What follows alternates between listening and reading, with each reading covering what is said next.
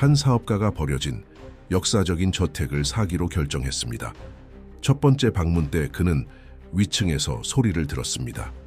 그는 다락방으로 올라가서 아기를 보호하고 있는 소녀를 보았습니다.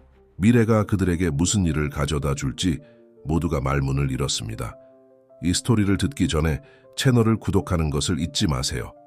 김민준의 고급차가 버려진 저택 앞에 정차하자 태양이 지평선 위로 지면서 하늘이 주황색과 분홍색으로 물들기 시작했습니다. 뛰어난 사업 수완으로 유명한 백만장자 사업가는 차에서 내리기 전에 깔끔한 정장을 바로잡았습니다. 그의 시선은 그 건물의 정면을 훑어보았다. 쇠퇴와 웅장함이 뒤섞인 모습이 그를 사로잡았다. 김씨, 정말 들어오시겠어요? 집이 불안정해 보이네요. 부동산 중개인 지훈이 걱정스러운 어조로 말했다. 민준은 자신 있게 미소 지었다. 지훈, 넌 날 알잖아. 다른 사람들이 폐허를 보는 곳에서 나는 기회를 봐. 이 저택에는 역사가 있고 영혼이 있어. 그리고 무엇보다도 내가 무시할 수 없는 감상 잠재력이 있어. 중개인은 고개를 끄덕이고 사임한 뒤 정문을 향해 걸어가기 시작했습니다. 키 큰 풀과 무성한 잡초가 길을 어렵게 만들었는데 마치 자연이 정복한 영토가 침범당하는 것을 막으려고 하는 듯했다. 민준은 지훈을 따라갔다. 그의 이탈리아산 구두가 축축한 땅에 살짝 들어갔다. 그들이 정교한 조각이 새겨진 견고한 나무 구조물인 정문에 다다랐을 때 지훈은 몇 분간 녹슨 자물쇠를 풀려고 애썼지만 결국 문을 여는데 성공했습니다. 그 문은 마치 몇 년간의 고립 이후에 침입을 항의하듯 불길하게 삐걱거렸다. 저택의 내부는 오랫동안 잊혀졌던 호사스러운 시절을 조용히 증언하고 있었습니다. 오래된 가구들은 먼지로 뒤덮여 있었고 방 구석구석에는 거미줄이 유령의 커튼처럼 장식되어 있었습니다. 민주는 공기 중에 스며든 눅눅하고 곰팡이 냄새를 무시한 채 심호흡을 했다. 놀랍군요. 그는 중얼거렸고 수년간 방치해온 잠재력을 눈으로 보고 있었다. 지훈 천장의 프레스코화를 봐. 그리고 벽의 나무 패널도. 제대로 복원하면 이곳은 영광스러웠던 시절로 돌아갈 거야. 지훈은 그다지 여리적이지 않은 것 같았다. 김씨, 당신의 관심은 이해하지만 경고해야 할 게 있어요. 이 부동산에 대한 소문이 있어요. 그들은 민준이 손짓으로 그의 말을 가로채었다. 소문은 그저 소문일 뿐이야, 지훈아, 소문이야. 중요한 건 사실이고 사실은 이게 일생에 한 번뿐인 기회라고 말해. 그들은 20명이 앉을 수 있을 만큼 긴 테이블이 있는 식당 바닥부터 천장까지 선반이 있는 도서관, 오래되기는 했지만 과거의 웅장함을 여전히 간직하고 있는 주방을 지나면서 탐험을 계속했습니다. 그들이 메인 계단 아래에 다다랐을 때 무언가가 바뀌었다. 미묘하고 거의 알아들을 수 없는 소리가 민준의 귀에 들렸다. 그는 멈추고 손을 들어 지훈을 말렸다. 지훈은 리모델링 비용에 대한 설명을 하고 있었다. 그거 들었어요? 민준이 물었고 그의 시선은 위층을 향했다. 지훈은 혼란스러워서 눈살을 찌푸렸다. 뭐 들었어요, 김 선생님? 민준은 즉시 대답하지 않았다. 그는 심장이 살짝 쿵쾅거리며 계단을 향해 한 걸음 다가갔다. 이번에는 더 명확하게 소리가 들렸다. 울음소리였나요? 신음소리? 그 중간쯤 여기 누군가 있어요. 민준이 말했다. 그의 목소리에는 놀라움과 걱정이 뒤섞여 있었다. 지훈은 얼굴이 창백해졌다. 불가능해. 저택은 수십 년 동안 버려졌어. 아무도... 하지만 민준은 브로커의 항의를 무시한 채 이미 계단을 올라가고 있었다. 마치 집이 그에게 경고하고 그 집의 비밀을 알아내지 못하게 하려는 듯 그의 발걸음 하나하나가 삐걱거렸다. 2층에 오르니 소리가 더 선명해졌습니다. 그것은 그들 위쪽 어딘가에서 들려왔습니다. 다락방이에요. 민준이 중얼거리며 입구를 찾아 나섰다. 그들은 복도 끝에서 작은 개폐식 계단을 발견했습니다. 민준은 그녀를 끌어내리고 미스터리를 풀기로 결심했습니다. 지훈은 마지못해 그를 따라가며 책임과 보험에 대한 뭔가를 중얼거렸다. 다락방은 넓지만 낮은 공간이었고 지붕선을 따라 경사진 천장이 있었습니다. 작고 먼지 낀 창문을 통해 빗줄기가 들어와 상자 덮인 가구, 오래전에 잊혀진 물건들로 가득 찬 방을 부분적으로 비췄다. 그때 민주는 그들을 보았다. 멀리 떨어진 구석, 오래된 찬장 뒤에 반쯤 숨겨진 곳에 두 명의 사람이 서 있었습니다. 10살도 채 안 된 소녀가 아기를 보호하듯 품에 안고 있었습니다. 그녀의 눈은 크고 두려움에 차서 침입자들을 두려움과 도전심이 뒤섞인 표정으로 응시했다. 민주는 마치 폐에서 공기가 빠져나가는 듯한 느낌을 받았다. 그가 버려진 저택에서 찾을 것으로 기대했던 모든 것 중에서 외롭고 겁에 질린 두 아이는 그의 목록에도 포함되지 않았습니다. 맙소사. 지훈이 뒤에서 속삭였다. 그의 목소리는 충격으로 떨렸다. 민주는 가능한 한 위협적이지 않은 것처럼 보이려고 노력하며 한 걸음 앞으로 나아갔다. 안녕하세요? 그는 부드럽게 말했다. 두려워하지 마. 우리는 당신을 해치지 않을 거야. 소녀는 아기를 더욱 꼭 껴안고 그녀의 시선은 민준에게서 떠나지 않았다. 당신은 누구세요? 그녀가 물었는데 그녀의 목소리는 같은 상황에 처한 사람임에도 놀라울 정도로 차분했다. 그는 차분한 목소리를 유지하며 저는 민준입니다 라고 대답했다. 그리고 이 사람은 지훈이에요. 우리는 집을 보러 왔어요. 아무도 여기 있다는 걸 몰랐어요. 그는 잠시 멈춰서서 아이들의 불안정한 상황을 살펴보았다. 그들의 옷은 더럽고 찢어졌으며 두 사람 모두 마르고 창백해 보였습니다. 당신은 여기에 얼마나 오래 있었습니까? 소녀는 마치 그들을 믿어도 될지 고민하듯이 망설였다. 마침내 그녀는 몇 주 정도 걸릴 거예요. 우리 엄마가 돌아오는 걸 기다리고 있어요 라고 대답했다. 민준의 가슴이 뭉클해졌다. 몇 주? 이 아이들은 어떻게 그렇게 오랫동안 혼자 살아남을 수 있었을까? 그리고 그들의 어머니는 어디에 있었나요? 너의 이름이 뭐니? 민준이 물으며 조심스럽게 그들에게 한 걸음 더 다가갔다. 수아, 소녀가 대답했다. 그리고 이 사람이 내 동생 태현이에요. 민준은 고개를 끄덕이며 상황을 파악하려고 노력했다. 두 아이가 빈 저택에 버려져 몇 주 동안 돌아오지 않는 어머니를 기다리고 있습니다. 그런 풍경은 그가 사업과 사치에 푹 빠진 자신의 삶에서 결코 마주칠 수 없을 것이라고 상상했던 풍경이었습니다. 수아, 그는 부드럽게 말했다. 당신은 도움이 필요해요. 당신은 여기 혼자 있을 수 없어요. 추워요. 음식도 없고 당신에게 안전하지 않아요. 수아의 눈에 눈물이 고였지만 그녀는 용감하게 눈물을 참았다. 우리는 갈 수 없어. 엄마가 여기서 기다리라고 했어. 돌아올 거야. 민주는 상황에 당황한 듯 보이는 지훈과 걱정스러운 표정을 교환했다. 사업가는 아이들을 그냥 그곳에 남겨둘 수 없다는 것을 알았지만 수아의 두려움과 불신도 이해했습니다. 어머니께서 기다리라고 하셨다고 들었습니다. 민주는 조심스럽게 말을 골랐다. 하지만 그녀는 당신이 위험에 처하는 것을 원하지 않았을 거예요. 우리와 함께 가는 것에 대해 어떻게 생각하세요? 우리가 당신을 돌보고 음식을 주고 쉴 수 있는 따뜻한 곳을 제공할 수 있고 당신의 어머니를 찾으려고 노력할 수 있어요. 어떻게 생각하세요? 수아는 품에 안긴 오빠를 바라보고 이어서 민준을 바라보았다. 그녀의 어린 얼굴에는 내면의 갈등이 드러났습니다. 어머니의 명령에 복종하려는 욕망과 긴급한 보살핌과 안전에 대한 욕구가 섞여 있었습니다. 우리를 갈라놓을 거야? 그녀가 물었는데 그녀의 목소리가 약간 떨렸다. 민주는 고개를 강하게 저었다. 아니 수아야, 너와 태현이가 함께 있을 거라고 약속할게. 내가 직접 그렇게 하도록 할게. 수아는 그 제안을 고려하면서 잠시 긴장된 침묵이 흘렀다. 마침내 그녀는 천천히 고개를 끄덕였다. 좋아요. 그녀는 속삭임에 가까운 목소리로 말했다. 하지만 우리 어머니를 찾는데 도와주겠다고 약속해요. 민주는 책임의 무게가 어깨에 떨어지는 것을 느꼈다. 그는 이제 수백만 달러 규모의 거래를 처리하던 사업가가 되어 갑자기 취약한 두 어린이의 복지 문제를 맡게 되었습니다. 그는 그날 아침 깨어났을 때 결코 예측할 수 없었던 일련의 사건을 겪었습니다. 약속해, 수아. 그는 말했다. 그의 목소리에는 자신도 놀랄 만큼 결의가 담겨 있었다. 나는 당신을 돕고 당신의 어머니를 찾기 위해 내 힘을 다할 것입니다. 민주는 조심스럽게 다가가 수에게 손을 내밀었다. 그녀는 잠시 주저한 후 태현을 다른 한 팔로 꼭 붙잡은 채 그 상자를 받았다. 그들은 어둠과 추위를 뒤로 한 채 다락방에서 내려왔다. 민주는 아이들을 저택 밖으로 데리고 나가면서 자신의 삶이 돌이킬 수 없을 정도로 바뀌었다는 것을 깨달았습니다. 잠재적인 투자 대상이 있는 부동산을 방문하는 간단한 일이 훨씬 더 크고 중요한 일로 바뀌었습니다. 그들이 저택을 떠났을 때 태양은 이미 완전히 지고 있었고 하늘은 이제 별들로 뒤덮여 있었습니다.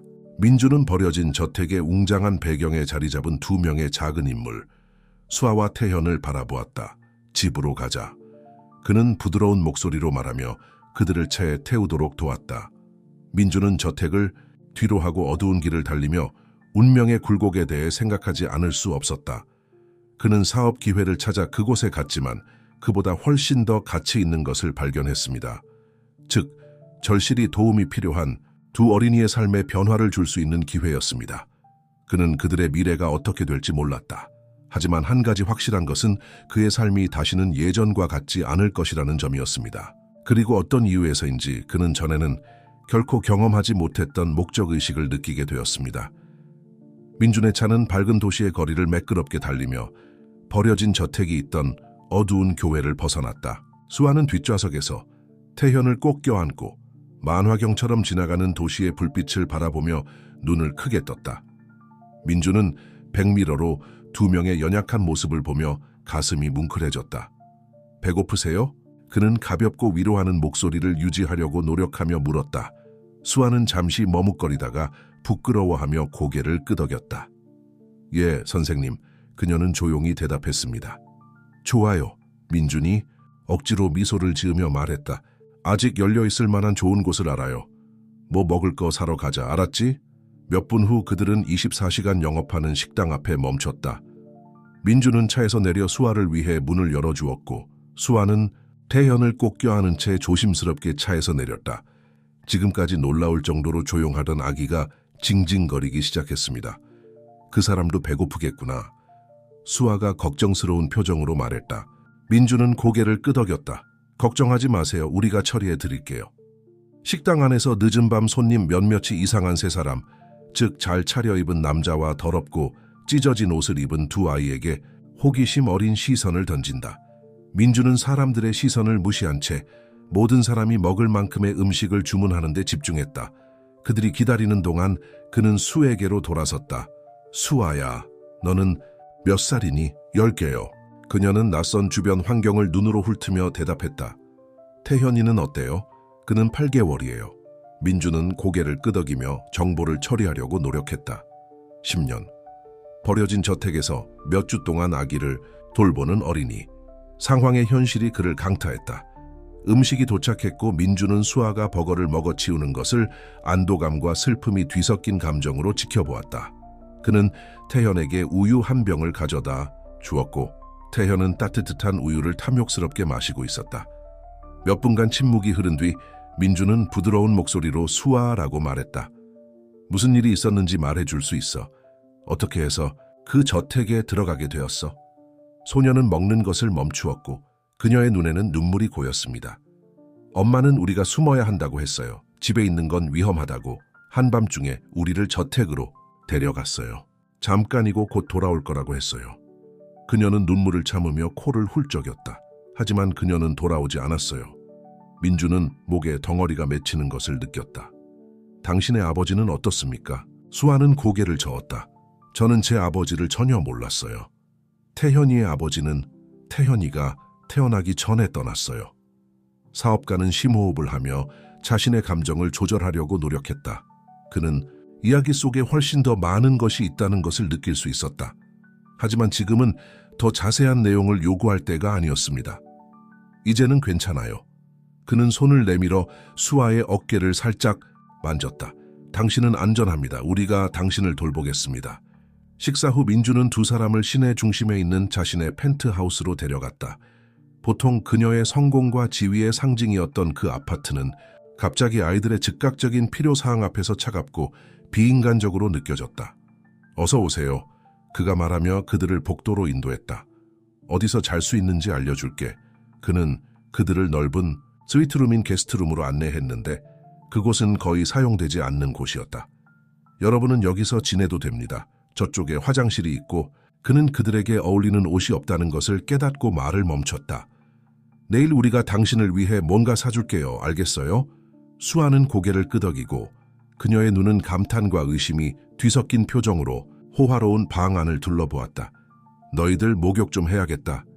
민준이 현실적으로 들리려고 노력하며 말했다. 수건을 좀 가져올게요. 글쎄요, 여러분은 일단 제 티셔츠를 입고 자셔도 돼요. 수아가 태현을 목욕시키는 동안 민준은 옷장을 뒤져서 자신이 가지고 있는 가장 작은 티셔츠를 찾아냈다. 그는 깨끗하고 부드러운 수건과 함께 그것을 침대에 놓아두었습니다. 몇 시간 후 아이들이 마침내 몸을 깨끗이 씻고 잠이 들었을 때 민준은 거실에 앉아 손에는 손도 대지 않은 위스키 잔을 들고 있었습니다. 그의 마음은 그날의 사건과 그 일이 의미하는 바에 대해 생각하며 빙빙 돌았습니다. 그는 전화기를 들고 잠시 주저한 후 번호를 돌렸다. 여보세요? 예진? 늦게 전화드려서 죄송하지만 도와주세요. 전화 저편에서 그의 변호사의 졸린 목소리가 대답했다. 민준아, 뭐가 문제야? 긴 이야기네요. 그는 한숨을 쉬며 말했다. 하지만 간단히 말해서 저는 게스트룸에서 두 아이를 자는 중인데 이것의 법적 의미가 무엇인지 알고 싶습니다. 예진이 다시 말씀해 주시겠어요? 라고 대답하기까지 긴 침묵이 흘렀다. 민준은 웃음을 터뜨렸다. 알아요. 미친 소리 같죠? 그리고 그럴 가능성이 큽니다. 하지만 저는 그들을 그곳에 둘 수 없었어요, 캐럴. 그들은 혼자였고 무서웠어요. 알았어. 예진이 말했다. 이제는 더욱 깨어있는 듯한 목소리로. 내가 도착할 때까지 아무것도 하지 마. 20분 후에 도착할 거야. 기다리는 동안 민준은 수아와 태현이 자는 방문을 바라보고 있었다. 그는 무엇을 하고 있었나요? 그는 아이들에 대해 아무것도 몰랐고 분명한 트라우마를 겪은 두 아이를 돌보는 것에 대해서는 더더욱 몰랐습니다. 하지만 그들을 당국에 넘기고 그들이 시스템에 진입하는 것을 지켜보는 생각만 해도 속이 뒤집힐 것 같았다. 초인종이 살짝 울렸고 아이들이 깨기 전에 민준은 서둘러 문을 열었다. 예진이 안으로 들어오면서 그녀의 눈은 마치 혼란의 징조가 있을지도 모른다는 듯이 아파트 안을 훑어보았다. 그럼요. 그녀가 팔짱을 끼고 말했다. 모든 걸 말해주어. 그 후 1시간 동안 민준은 그날 있었던 일들을 이야기했다. 저택 방문, 아이들 발견, 아이들을 집으로 데려오기로 한 결정 등이었다. 예진 씨는 귀에 깊게 듣고 가끔 질문을 하기도 하고 태블릿에 메모를 적기도 했습니다. 민준아. 그녀는 마침내 말했다. 그녀의 목소리에는 걱정과 감탄이 뒤섞여 있었다. 당신은 당신이 한 일의 심각성을 알고 있지 않나요? 법적으로 보면 이건 납치로 해석될 수 있어요. 민준이 얼굴이 창백해졌다. 납치? 하지만 나는 그들을 돕고 있었어. 알아요. 예진은 달래듯 손을 들어 올렸다. 그들의 의도는 좋았습니다. 하지만 우리는 이 문제를 올바르게 처리해야 합니다. 내일 아침 당국에 연락해서 무슨 일이 일어났는지 보고해야 합니다. 민준은 그 생각이 불편했지만 천천히 고개를 끄덕였다. 아이들은 어떡하지? 아이들은 어떻게 될까? 예진은 한숨을 쉬었다. 그들은 어머니의 행방을 조사하는 동안 국가 보호에 맡겨질 가능성이 큽니다. 하지만 그녀는 잠시 말을 멈추고 민준의 얼굴을 살폈다. 좀 더 영구적인 것을 고려하고 있지 않나요? 민준은 예진의 통찰력에 놀라 시선을 돌렸다. 나 모르겠어. 어쩌면 미친 짓이지? 난 그들을 거의 모르거든. 미친 짓은 아니야. 예진이 부드럽게 말했다. 그것은 자비롭습니다. 하지만 복잡하기도 합니다. 정말로 그들을 돕고 싶다면 우리는 올바른 방법으로 해야 합니다.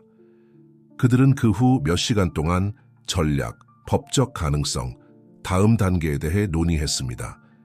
예진이가 마침내 나왔을 때 하늘은 새벽에 첫 햇살로 밝아지기 시작했습니다. 민준은 지쳤지만 굳은 결심을 가지고 손님방으로 향했다.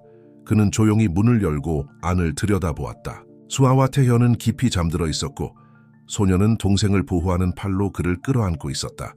그들이 발견된 이래 처음으로 그들의 얼굴은 두려움과 걱정으로부터 자유로워지고 편안해졌습니다.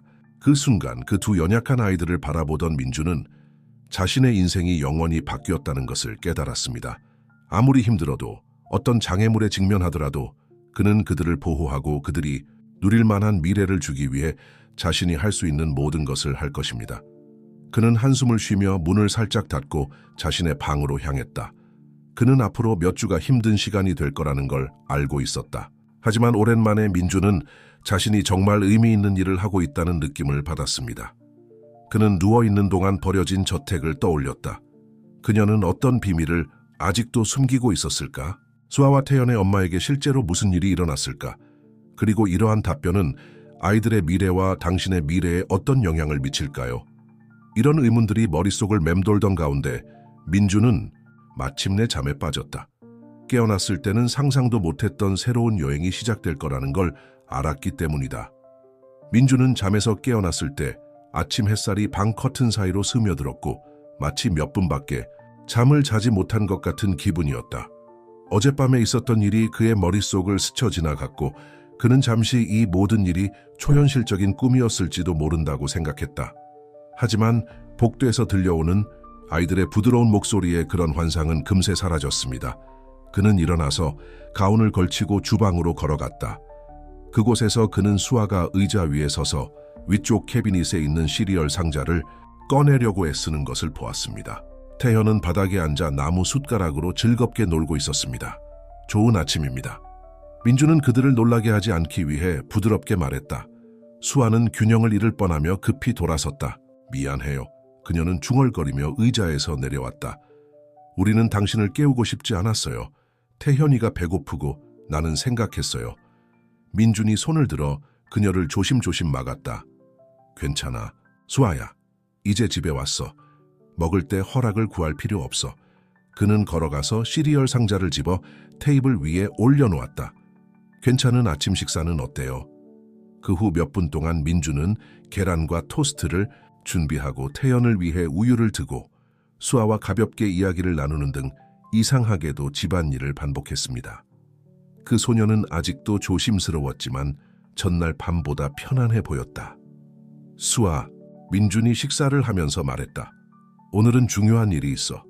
우선 너희들을 위해 옷과 다른 것들을 사야 해. 그 다음에 그는 잠시 말을 멈추고 예진과의 대화를 떠올렸다. 그럼 우리는 당신의 상황에 대해 몇몇 사람들과 이야기해야 합니다. 수아의 눈이 두려움으로 커졌다. 그들이 우리를 데려갈 거야? 민주는 가슴이 조여오는 것을 느꼈다. 내가 도울 수 있다면 그럴 수 없어. 하지만 우리는 올바른 방식으로 일을 해야 해. 너희들이 안전하고 잘 돌보아지도록 말이야. 믿어. 알았지? 수아는 천천히 고개를 끄덕였지만 그녀의 얼굴에는 여전히 걱정스러운 기색이 역력했다. 아침 식사 후 민주는 몇 통의 전화를 걸었다. 첫 번째는 비서에게 그날의 모든 약속을 취소하는 것이었습니다. 두 번째는 예진에게 보낸 것으로 나중에 만나서 법적 절차를 시작하겠다는 내용을 담은 내용이었다. 1시간 후 그들은 쇼핑몰에 있었습니다. 평소 이런 곳을 피하던 민준 씨는 아동복, 매장, 장난감 매장, 유아용품 매장을 돌아다니게 됐다. 처음에는 수줍어하던 수아는 곧 자기가 직접 옷을 고르는 것에 호감을 가지게 됐습니다. 이거 제가 가져도 될까요? 그녀는 망설이며 작은 수놓은 꽃이 있는 파란색 드레스를 가리켰다. 민주는 미소 지었다. 물론 그럴 수 있어요. 사실 왜 여러 개를 고르지 않을까요? 옷장이 가득 필요할 거예요. 수아의 눈은 놀라움과 기쁨이 뒤섞인 빛났고 그 표정을 보며 민주는 대부분 아이들이 당연하게 여기는 간단한 것들을 자신이 얼마나 많이 박탈당했는지 깨달았습니다. 수아가 옷을 입어보는 동안 민주는 태현을 위해 기저귀, 아기옷, 교육용 장난감, 현대적인 유모차 등 다양한 아이템을 고르느라 바빴다. 이런 쇼핑을 하던 중 민주는 이상한 것을 알아챘다. 더위에도 불구하고 검은 코트를 입은 한 남자가 멀리서 그들을 지켜보고 있는 것 같았습니다. 민준이 그의 방향을 볼 때마다 그 남자는 시선을 돌리거나 근처에 있는 상점 창문에 관심이 있는 척했다. 민준은 본능적으로 수아를 끌어당겼다. 어서 자기야, 오늘은 충분히 했다고 생각해. 그들은 쇼핑몰을 재빨리 나갔고 민준은 쉴 새 없이 어깨너머를 돌아보았다. 그 수수께끼의 남자는 주차장까지 그들을 따라오지 않았지만 불안감은 여전히 남았다. 아파트로 돌아온 민주는 수아의 새 옷을 정리하는 것을 도와주었고 태현은 낮잠을 잤다. 바로 그 순간 초인종이 울렸습니다. 예진이겠지, 민준이 말했다. 태현이랑 여기서 지내, 알았지? 잠깐만 돌아올게. 예진이 서류가 가득 담긴 폴더를 들고 들어왔다. 방 안에 장난감이 널려 있는 것을 보고 그의 전문적인 눈빛이 부드러워졌다. 당신은 이미 아빠가 되는데 적응하고 있는 것 같네요. 그녀는 가볍게 미소를 지으며 말했다. 민주는 얼굴이 살짝 붉어졌다. 저는 최선을 다하고 있어요. 하지만 캐럴, 오늘은 이상한 일이 일어났어요. 그는 그녀에게 쇼핑몰의 남자에 대해 이야기했다. 예진은 귀에 깊게 듣고 있었고 그녀의 표정이 진지해졌다. 아무것도 아닐 수도 있어요. 그녀가 말했다. 하지만 당신이 아이들을 발견한 신비한 상황을 고려하면 우리는 조심하는 게 낫겠어요. 당국에 제출하는 보고서에 그걸 포함시키겠어요. 그들은 그 다음 몇 분 동안 법적 전략에 대해 논의했습니다. 예진 씨는 특이한 상황을 고려해 어머니의 소재에 대한 조사가 진행되는 동안 민준 씨가 아이들의 임시 양육권을 신청할 것을 권고했다고 설명했습니다. 쉬운 일은 아닐 거예요. 그녀는 경고했다. 당신은 독신이고 아이들과 관련된 경험이 없습니다. 하지만 당신의 재정 상태와 아이들을 돌보려는 의지가 당신에게 유리할 것입니다. 게다가 아이들을 함께 키우는 것이 시스템의 우선순위가 될 것입니다. 민주는 고개를 끄덕였다. 자신이 맡게 된 책임의 무게를 실감하면서 어떻게 해야 하나요? 먼저 당신이 아이들을 찾았다는 것을 공식적으로 기록해야 합니다. 그런 다음 임시 양육권 신청 절차를 시작하겠습니다. 또한 그들의 아이들에 대한 배경 조사를 좀 더 해야 합니다. 출생 증명서, 의료 기록, 그들의 병력에 대한 단서를 줄 수 있는 모든 것.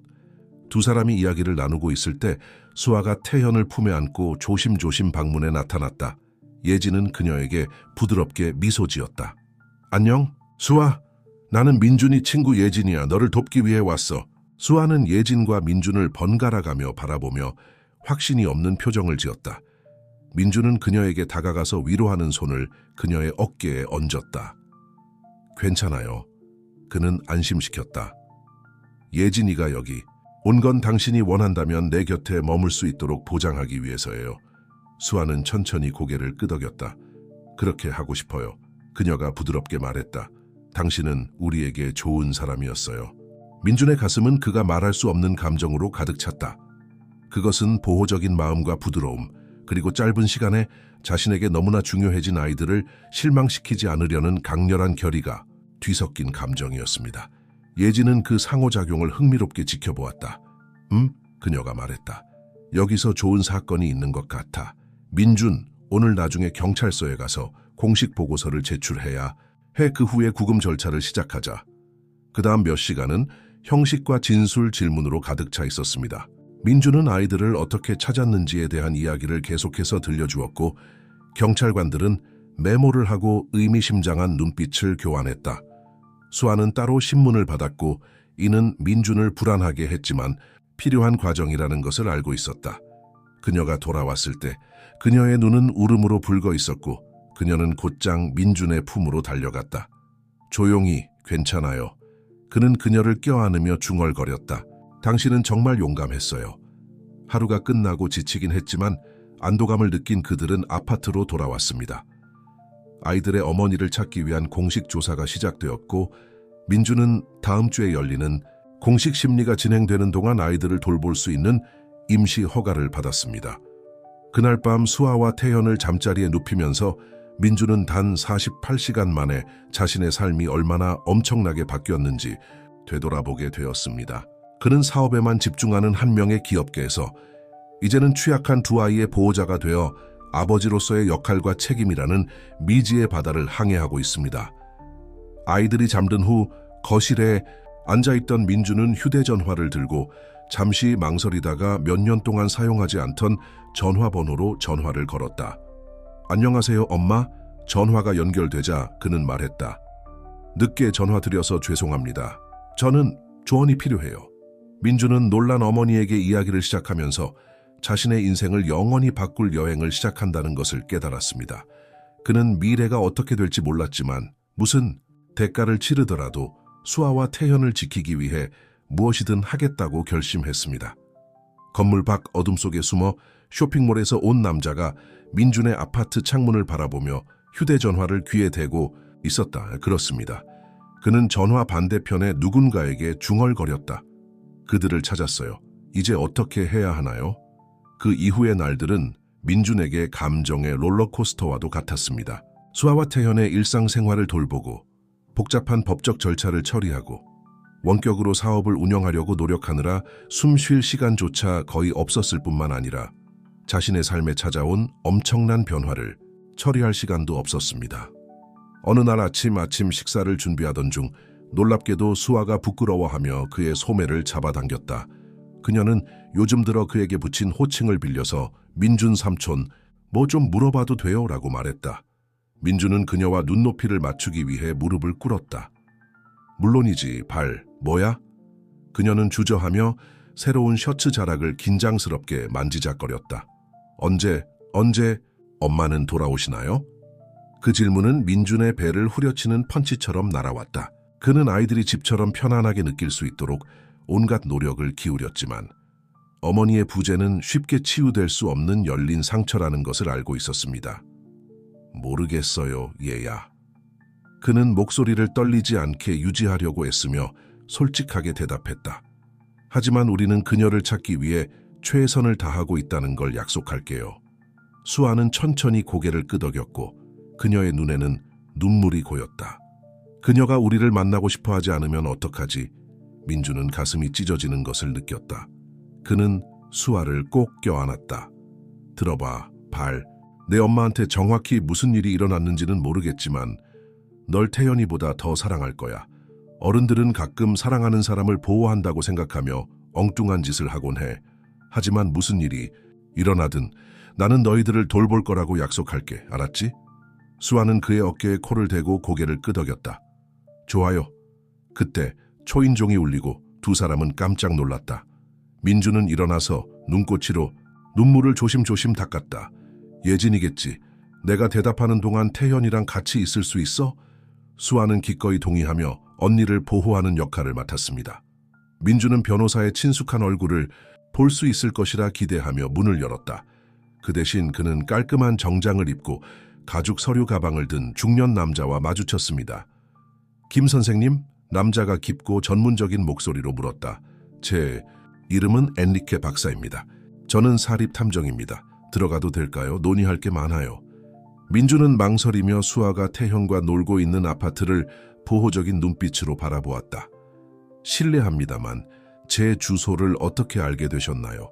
그리고 정확히 무슨 이야기를 해야 하나요? 의사는 살짝 미소 지었다. 김 씨, 당신의 신중함을 이해합니다. 저는 혜원의 실종 사건을 조사하기 위해 고용되었습니다. 당신이 그녀의 아이들을 돌보고 있다고 믿습니다. 그 이름은 민준에게 번개처럼 떠올랐다. 혜원. 마지막으로 수아와 태현의 신비한 엄마에게 붙일 이름입니다. 들어오세요. 마침내 그는 말하며 문을 더 넓게 열었다.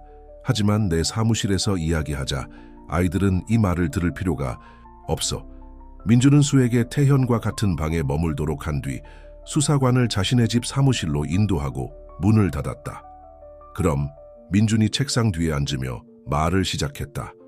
혜원에 대해 정확히 무엇을 알고 있나요? 의사는 서류 가방을 열어 몇 장의 사진과 문서를 꺼냈다.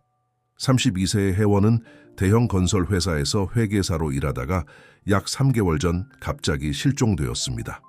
아무런 경고도 없이 아무런 소지품도 챙기지 않고 그냥 실종된 것입니다. 민준은 사진을 살펴보았다. 수아와 비슷한 검은 머리와 눈을 가진 아름다운 여성이 여러 장의 사진에서 미소를 지었다. 어떤 사진은 혼자이고 어떤 사진은 아이들과 함께 있었다. 누가 당신을 고용했나요?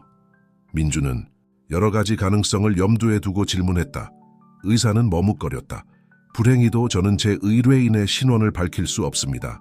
직업적 비밀 유지 의무입니다. 하지만 저는 그가 혜원과 아이들의 안녕에 깊은 관심을 가진 사람이라고 말할 수 있습니다. 민준은 눈살을 찌푸렸다. 그럼 왜 그 사람이 내게 직접 오지 않았을까? 상황이 복잡하죠. 수사관이 모호하게 대답했다.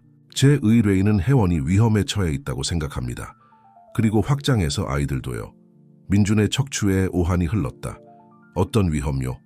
의사는 한숨을 쉬며 몸을 앞으로 기울였다. 김 선생님, 혜원이 근무했던 회사에 대해 얼마나 알고 계신가요? 민준은 고개를 저었다. 방금 말씀하신 것 외에는 아무것도 아닙니다. 콘스트루토라 호리존테는 단순한 건설 회사가 아닙니다. 자금 세탁 및 기타 불법 사업의 전면에 있다는 의심이 있습니다. 혜원은 수석 회계사로서 그녀가 발견해서는 안 될 것을 발견했을 수 있습니다. 민주는 배가 뒤집히는 듯한 느낌을 받았다. 버려진 저택, 갑작스러운 실종, 수아의 끊임없는 두려움, 모든 것이 끔찍한 의미를 갖기 시작했습니다. 그 여자가 민주는 말을 끝마칠 수 없었다. 아니요. 의사는 단호하게 말했습니다. 우리는 그녀가 살아있다고 믿지만 숨어 있습니다. 문제는 그녀가 정확히 누구에게서 숨어 있는지 모른다는 것입니다. 그리고 이제 아이들이 발견되었으니 그들은 위험에 처해 있을지도 몰라요. 민주는 두려움과 보호심이 밀려오는 것을 느끼며 결론을 내렸다. 수사관은 진지하게 고개를 끄덕였다. 그렇습니다. 김 선생님, 당신이 저를 모른다는 건 알지만 저를 믿어야 합니다. 상황은 당신이 생각하는 것보다 더 복잡하고 위험합니다. 우리는 이 아이들을 안전하게 지키고 해원을 찾기 위해 함께 일해야 합니다. 민주는 일어나 창문으로 걸어갔다. 밖에서 도시는 평소의 일상을 계속하고 있었고 아파트 안에서 벌어지고 있는 드라마에는 무관심했다. 그는 수아와 태연이 짧은 인생 동안 이미 얼마나 많은 고통을 겪었는지 생각했다. 무슨 제안을 하시나요? 그는 마침내 물으며 의사를 향해 돌아섰다. 지금처럼 계속하세요. 아이들을 돌보고 일상을 유지하세요. 하지만 경계하세요. 의심스러운 것이나 사람을 조심하세요. 그리고 가장 중요한 것은 나와 당신의 변호사 외에는 누구도 믿지 마세요. 민주는 천천히 고개를 끄덕였다. 다음 주 양육권 심리는 어떻습니까? 계속하세요. 상황이 더 정상적일수록 더 좋습니다. 하지만 닥터는 잠시 말을 멈추고 그의 시선은 강렬했습니다. 필요하다면 신속하게 움직일 준비를 하세요. 수사관이 마침내 떠나자 민주는 거실 소파에 무거운 짐을 지고 앉아 수아와 태현이 카펫 위에서 무심히 놀고 있는 모습을 지켜보았다. 그들의 미소 속 순수함은 그가 방금 발견한 암울한 현실과 극심하게 대조되었습니다. 그 순간 민주는 묵묵히 약속을 했다. 무슨 일이 일어나든 누구와 싸워야 하든 그는 목숨을 걸고 이 아이들을 지킬 것입니다. 그리고 어떻게든 혜원을 다시 데려올 방법을 찾을 것이다. 문벨 소리에 그는 생각에서 깨어났다. 이번에는 예진이 와서 양육권 심리 준비에 대해 논의하러 왔습니다. 변호사가 서류와 법적 전략에 대해 열띤 이야기를 하며 들어오는 것을 보며 민주는 앞으로 몇 주 안에 자신의 삶이 얼마나 더 바뀔지 궁금했습니다. 확실한 것이 하나 있었습니다. 모든 것이 다시는 예전과 같지 않을 것입니다. 밖에서는 길 건너편에 주차된 차 안에 숨어서 쇼핑몰에서 온 수수께끼의 남자가 건물 입구를 지키고 있었습니다. 그는 닥터가 떠나는 것을 보았고 몇 분 후 예진이 도착했습니다. 그는 휴대전화를 꺼내서 전화번호를 돌렸다. 사장님, 그는 조용히 말했습니다. 문제가 생겼어요. 혜원을 찾는 사람이 다른 것 같아요. 그리고 이 매니저가 너무 개입하고 있어요. 그는 전화 반대편에서 나오는 지시를 듣다가 잠시 침묵을 지켰다. 알겠습니다. 마침내 그는 대답했다. 계속해서 관찰하겠습니다. 그리고 필요하다면 필요한 조치를 취할 것입니다. 전화를 끊고 남자는 차에 시동을 걸고 천천히 차를 몰고 떠났다. 여러 사람의 운명이 엄청나게 바뀌게 될 건물을 뒤로 하고 떠났다. 양육권 심리를 앞둔 주는 민준에게 혼란스러운 일과 감정의 연속이었다. 예진 씨와 면담해 변호를 준비하고 사회복지사를 방문해 아이들의 생활 실태를 파악하고 의사와 대화한 후로 끊임없이 경계를 늦추지 않아 숨 쉴 시간조차 거의 없었습니다. 하지만 그 혼란 속에서도 민준과 아이들 사이에 애정과 소통의 순간이 꽃을 피웠습니다. 어느 날 밤 태연을 잠재우려고 하던 중 그는 자신의 어머니가 부르던 오래된 자장가를 흥얼거렸습니다. 놀랍게도 수아가 침실문에 나타났고 그녀는 눈을 크게 뜨고 알아보았다. 엄마가 우리에게 이 노래를 불러주곤 했어요. 그녀는 부드러운 목소리로 말하며 민준이 태연을 품에 안고 있는 침대 쪽으로 다가갔다. 민준은 목에 덩어리가 지는 것을 느꼈다. 나와 함께 노래 부를래? 그는 제안했다. 수아가 고개를 끄덕이자 두 사람의 목소리가 달콤한 선율에 어우러졌다. 태연은 순간의 평화를 느끼며 마침내 잠이 들었다. 민준과 수아는 아기를 안고 나서 거실에 앉았다. 그는 조심스럽게 말을 고르며 말을 시작했습니다. 내일은 중요한 날이에요. 어떤 사람들은 당신이 여기서 나와 함께 사는 것에 대해 질문할 거예요. 수아는 두려움과 결의가 뒤섞인 표정으로 그를 바라보았다. 그들이 우리를 데려갈 거야? 민주는 고개를 저었다. 내가 도울 수 있다면 그럴 수 없어. 하지만 그들에게 솔직해야 해, 알았지? 여기서 마음에 들지 않는 게 있거나 어떤 식으로든 불편하다면 그걸 말하는 게 중요해. 그 소녀는 잠시 말이 없었고 무언가 깊이 생각하는 듯했다. 그러자 민주는 놀랍게도 그녀가 그의 팔에 달려들어 그를 꼭 껴안았다.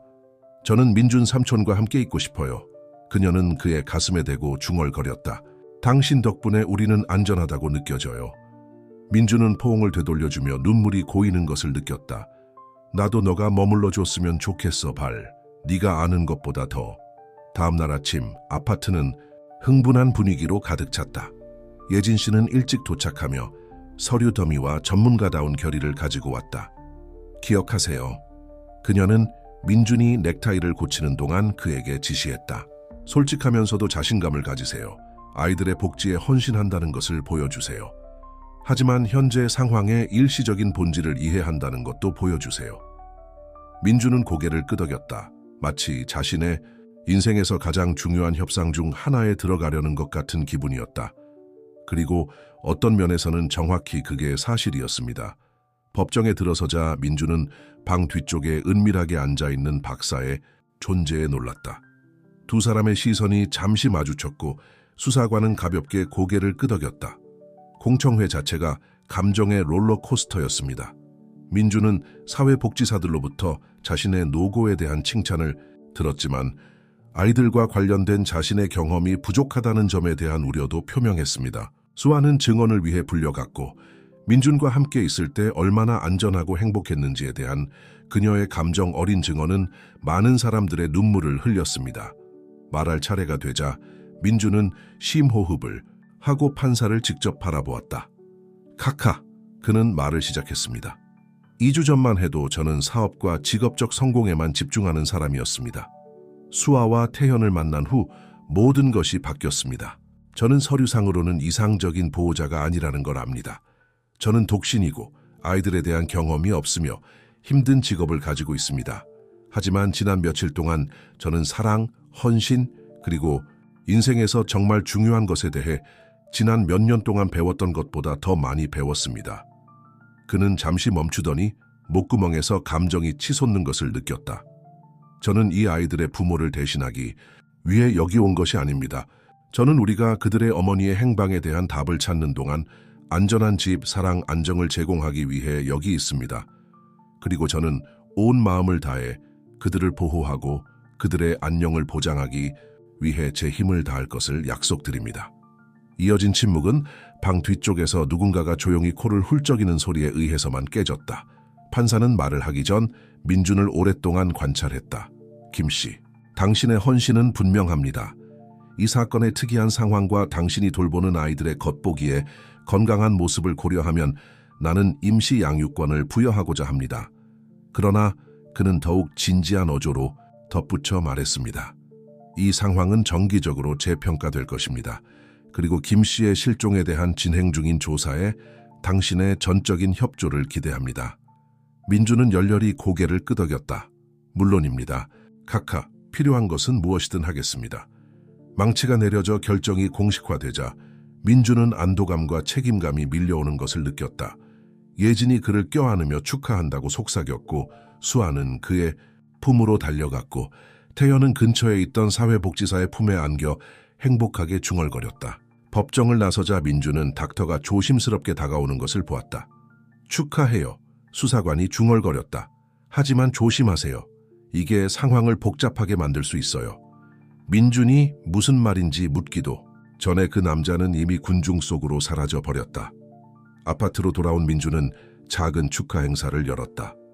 피자를 주문했고 몇 주 만에 처음으로 진짜 웃음소리가 벽에서 울려 퍼졌습니다. 그날 밤 아이들이 마침내 잠이 들었을 때 민준은 발코니에 앉아 빛나는 도시를 바라보았습니다. 그의 전화는 예진의 메시지로 진동했다. 오늘은 잘했습니다. 하지만 새로운 일이 생겼습니다. 이야기해야 합니다. 내일 오전 9시 제 사무실입니다. 민주는 눈살을 찌푸리며 걱정이 다시 가슴에 스며들었다. 또 무슨 일이 일어나고 있을까? 그의 생각은 아이들의 방에서 들려오는 소리에 방해를 받았다. 그는 조용히 들어와서 수아가 침대에 앉아 무릎을 껴안고 있는 것을 보았습니다. 악몽? 그는 그녀 옆에 앉으며 부드럽게 물었다. 그녀는 고개를 끄덕이며 눈에 눈물을 글썽겼다. 엄마에 대한 이야기였어요. 엄마가 울면서 우리를 부르셨지만 저는 엄마에게 연락할 수 없었어요. 민주는 그녀를 꼭 껴안았다. 괜찮아, 발. 내가 여기 있어. 그리고 네 엄마를 찾을 거라고 약속할게. 민주는 소녀를 다시 잠재우면서 강렬한 결의가 마음속에서 솟아오르는 것을 느꼈다. 무슨 일이 일어나든, 의사가 언급한 합병증이 무엇이든 그는 이 아이들을 보호할 것입니다. 그리고 그는 이 깨진 가족을 재결합하기 위해 자신이 할 수 있는 모든 것을 할 것입니다. 건물 밖에서는 두 사람의 모습이 민준의 아파트 창문에 불빛을 바라보고 있었다. 그중 한 명인 쇼핑몰에서 온 수수께끼의 남자가 전화통화를 하고 있었습니다. 예, 양육권이 허가되었습니다. 라고 그는 보고했습니다. 아니요, 아직은 그녀의 흔적이 없어요. 하지만 아이들은 행복해 보여요. 그는 긴 침묵을 지키며 귀를 기울였다. 알겠습니다. 마침내 그는 말했다. 우리는 계속 감시할 거예요. 하지만 그녀가 접촉을 한다면 또 다른 인물은 후드, 아래에 검은 머리카락을 숨긴 여자였는데 눈물을 흘리며 그 광경을 지켜보고 있었습니다. 잠시 동안 빛이 그녀의 얼굴을 비추며 수아의 얼굴과 놀라울 정도로 닮은 모습이 드러났다. 미안해요, 내 사랑. 그녀는 거의 들리지 않을 정도로 속삭였다. 엄마가 다 고쳐줄게, 약속할게. 그 여자는 창밖을 마지막으로 고통스럽게 바라보다가 돌아서서 밤의 그림자 속으로 사라졌고 아직 밝혀지지 않은 비밀의 소용돌이와 모든 이의 불확실한 미래를 남겨두었습니다. 다음 날 아침은 흐리고 비가 내리며 밝았는데 마치 하늘 자체가 민준의 몸에 깃든 긴장감을 반영하고 있는 듯했다.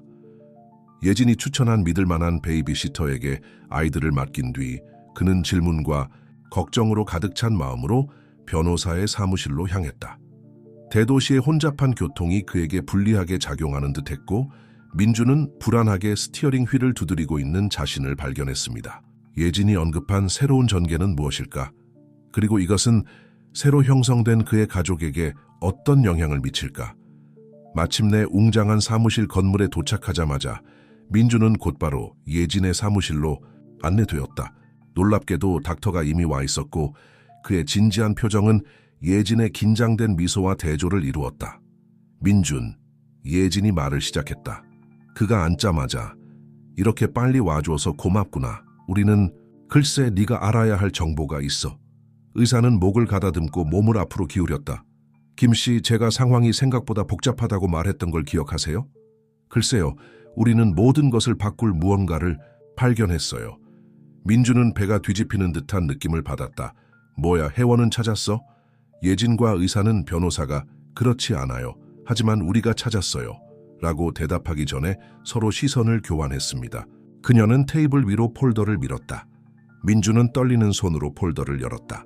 안에는 출생 증명서 같은 것을 포함한 여러 문서가 들어 있었습니다. 그는 내용을 읽으며 눈을 크게 떴다. 이건 옳을 수가 없어. 그는 중얼거리며 문서를 여러 번 다시 읽었다.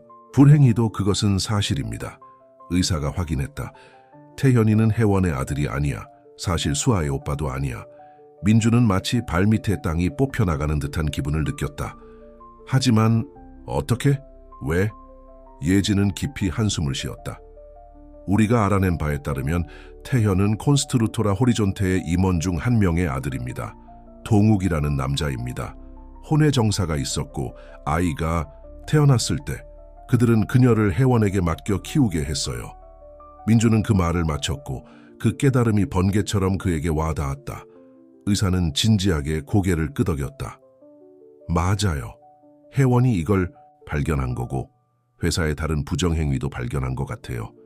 그래서 아이들과 도망간 거겠죠.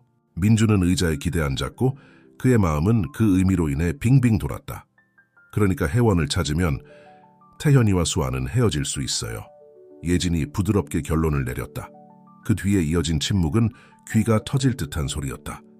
민주는 충격, 분노, 슬픔 등 여러 가지 감정을 느꼈지만 무엇보다도 자신에게 너무도 소중해진 아이들을 보호해야겠다는 강한 결의를 느꼈습니다.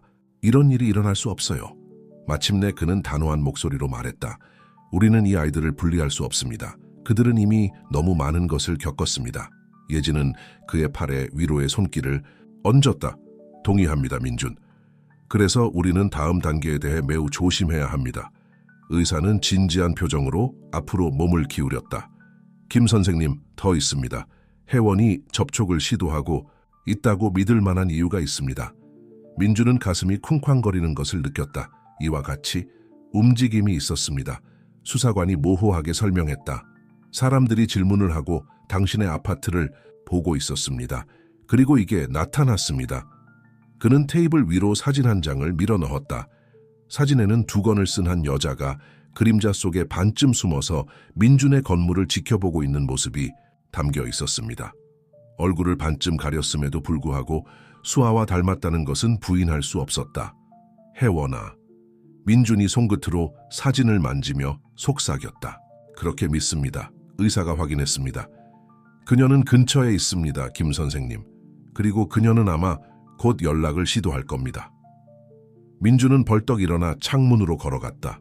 밖에 비가 더욱 거세지면서 도시는 흐릿한 회사액으로 변했습니다. 이제 우리는 어떻게 해야 하나요?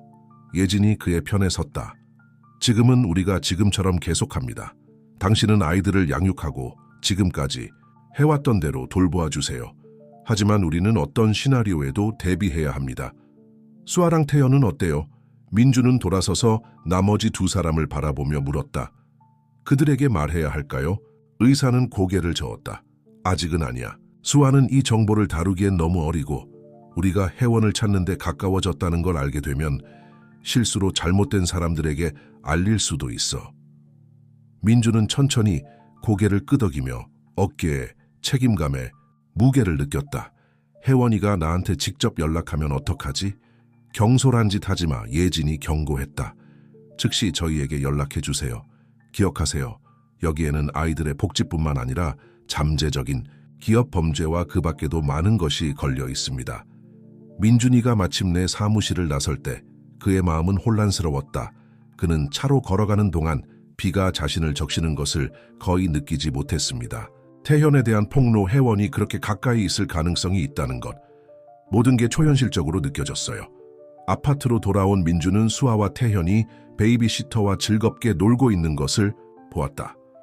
너무나 평범하고 환영하는 집안 풍경은 그의 마음속에 혼란과 극명하게 대조되었다. 민준 삼촌, 수아는 소리치며 달려가 그를 껴안았다. 내 옷이 다 젖었어. 민준은 억지로 미소를 지으며 포옹을 돌려주었다. 그래, 비가 갑자기 들이닥쳤어. 너희들은 잘 지냈어?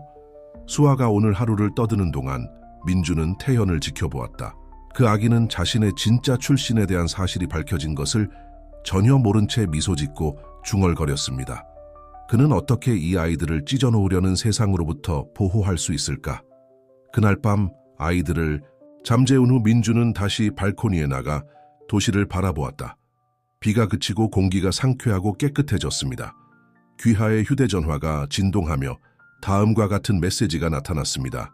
내일 오후 3시 센트럴파크 호수 근처 혼자 와. C. 민준의 심장은 거의 멈출 뻔했다. C. 혜원 가능할까요?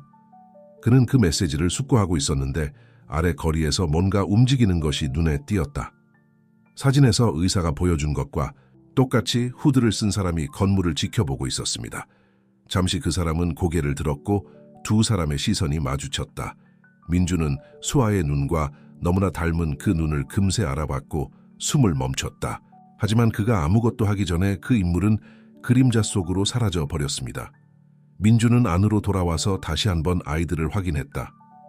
수아와 태현은 주변에서 벌어지는 드라마에 무관심한 차에 편안하게 잠을 잤다.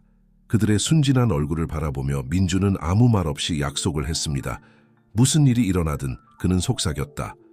나는 당신을 보호할 거야, 항상. 민준은 이러한 새로운 결심으로 그의 인생에서 가장 중요한 날 중 하나에 대비했습니다. 내일이면 그는 마침내 혜원을 만나 그의 삶을 뒤집어 놓은 미스터리를 풀어낼 수 있을 것이다. 밖의 도시는 밤 동안 천천히 고요해졌고 도시 한가운데서 벌어지는 드라마도 영원히 바뀌어갈 삶도 알지 못했다. 다음 날 아침은 맑은 하늘과 밝은 햇살로 밝았는데 이는 민준의 마음속에서 휘몰아치는 감정의 폭풍과는 극명한 대조를 이루었습니다. 그는 거의 잠을 자지 못했고 그의 마음은 다가올 만남에 대한 가능한 시나리오로 가득 차 있었습니다. 아침 식사 동안 민준은 아이들 앞에서 평범한 모습을 유지하려고 최선을 다했다. 하지만 예민한 수아는 그의 불안감을 알아챘습니다.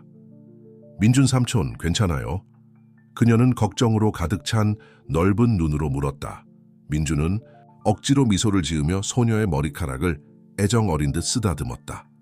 그래요, 발. 좀 피곤할 뿐이에요. 오늘 오후에 중요한 회의가 있어요. 우리에 대해서요? 수아가 물었다. 그녀의 목소리에는 불안함이 엿보였다. 민준의 가슴이 뭉클해졌다. 그는 어떻게 아이에게 상황의 복잡성을 설명할 수 있을까? 어떤 면에서는 그렇죠. 그는 조심스럽게 대답했다. 하지만 걱정하지 마세요.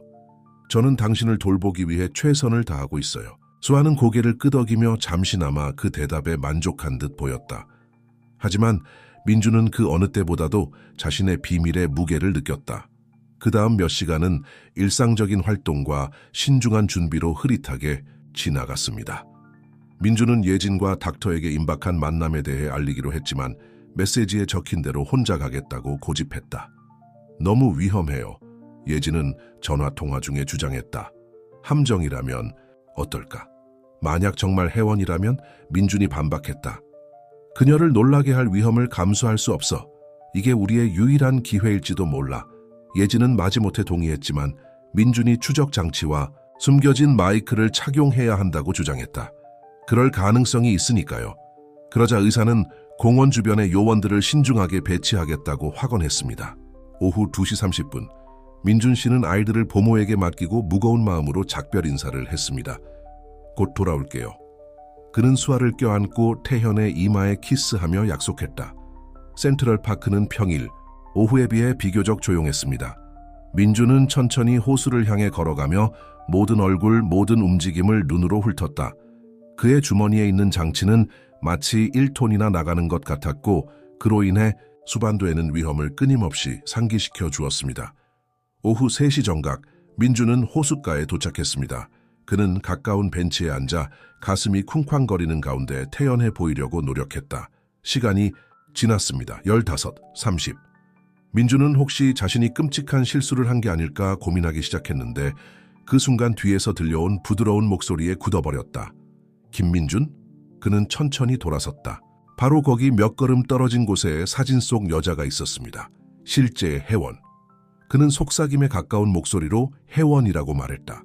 그녀는 주저하면서 그에게 다가갔고 그녀의 눈은 수아의 눈과 너무나 비슷해서 그를 열심히 살펴보았다. 어떻게 지내요? 감정과 모성적 관심이 담긴 그 질문은 민준의 평정심을 거의 깨뜨릴 뻔했다. 괜찮아요. 그는 목소리를 떨리지 않게 유지하려고 애쓰며 대답했다. 안전해. 하지만 널 그리워. 혜원은 잠시 눈을 감았다. 그녀의 얼굴에는 안도감과 고통이 뒤섞인 표정이 스쳐 지나갔다. 그가 다시 눈을 떴을 때 그의 시선에는 강렬한 결의가 담겨 있었습니다. 우리 얘기해야 해요. 그녀가 말했다. 하지만 여기는 아니야. 너무 노출돼 있어.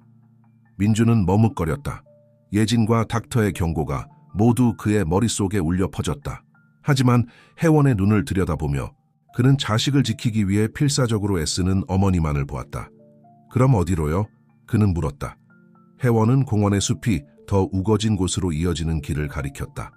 저기요, 더 사적인 곳이 있어요.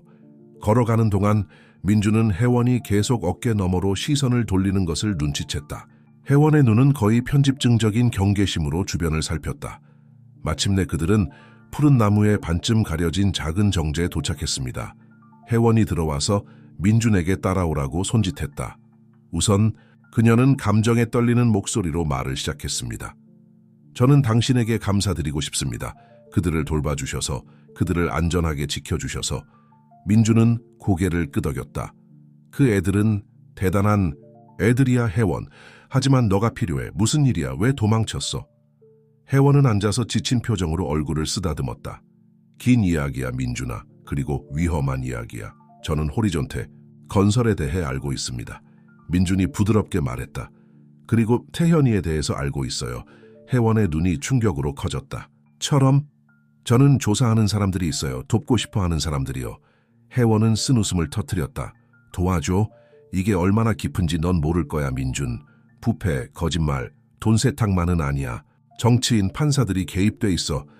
민준은 등골에 오한이 퍼지는 것을 느꼈다. 혜원 씨는 정확히 무엇을 발견했어요?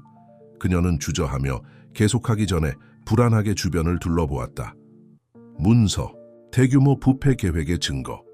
콘스트루트라 호리존테는 빙산의 일각일 뿐입니다.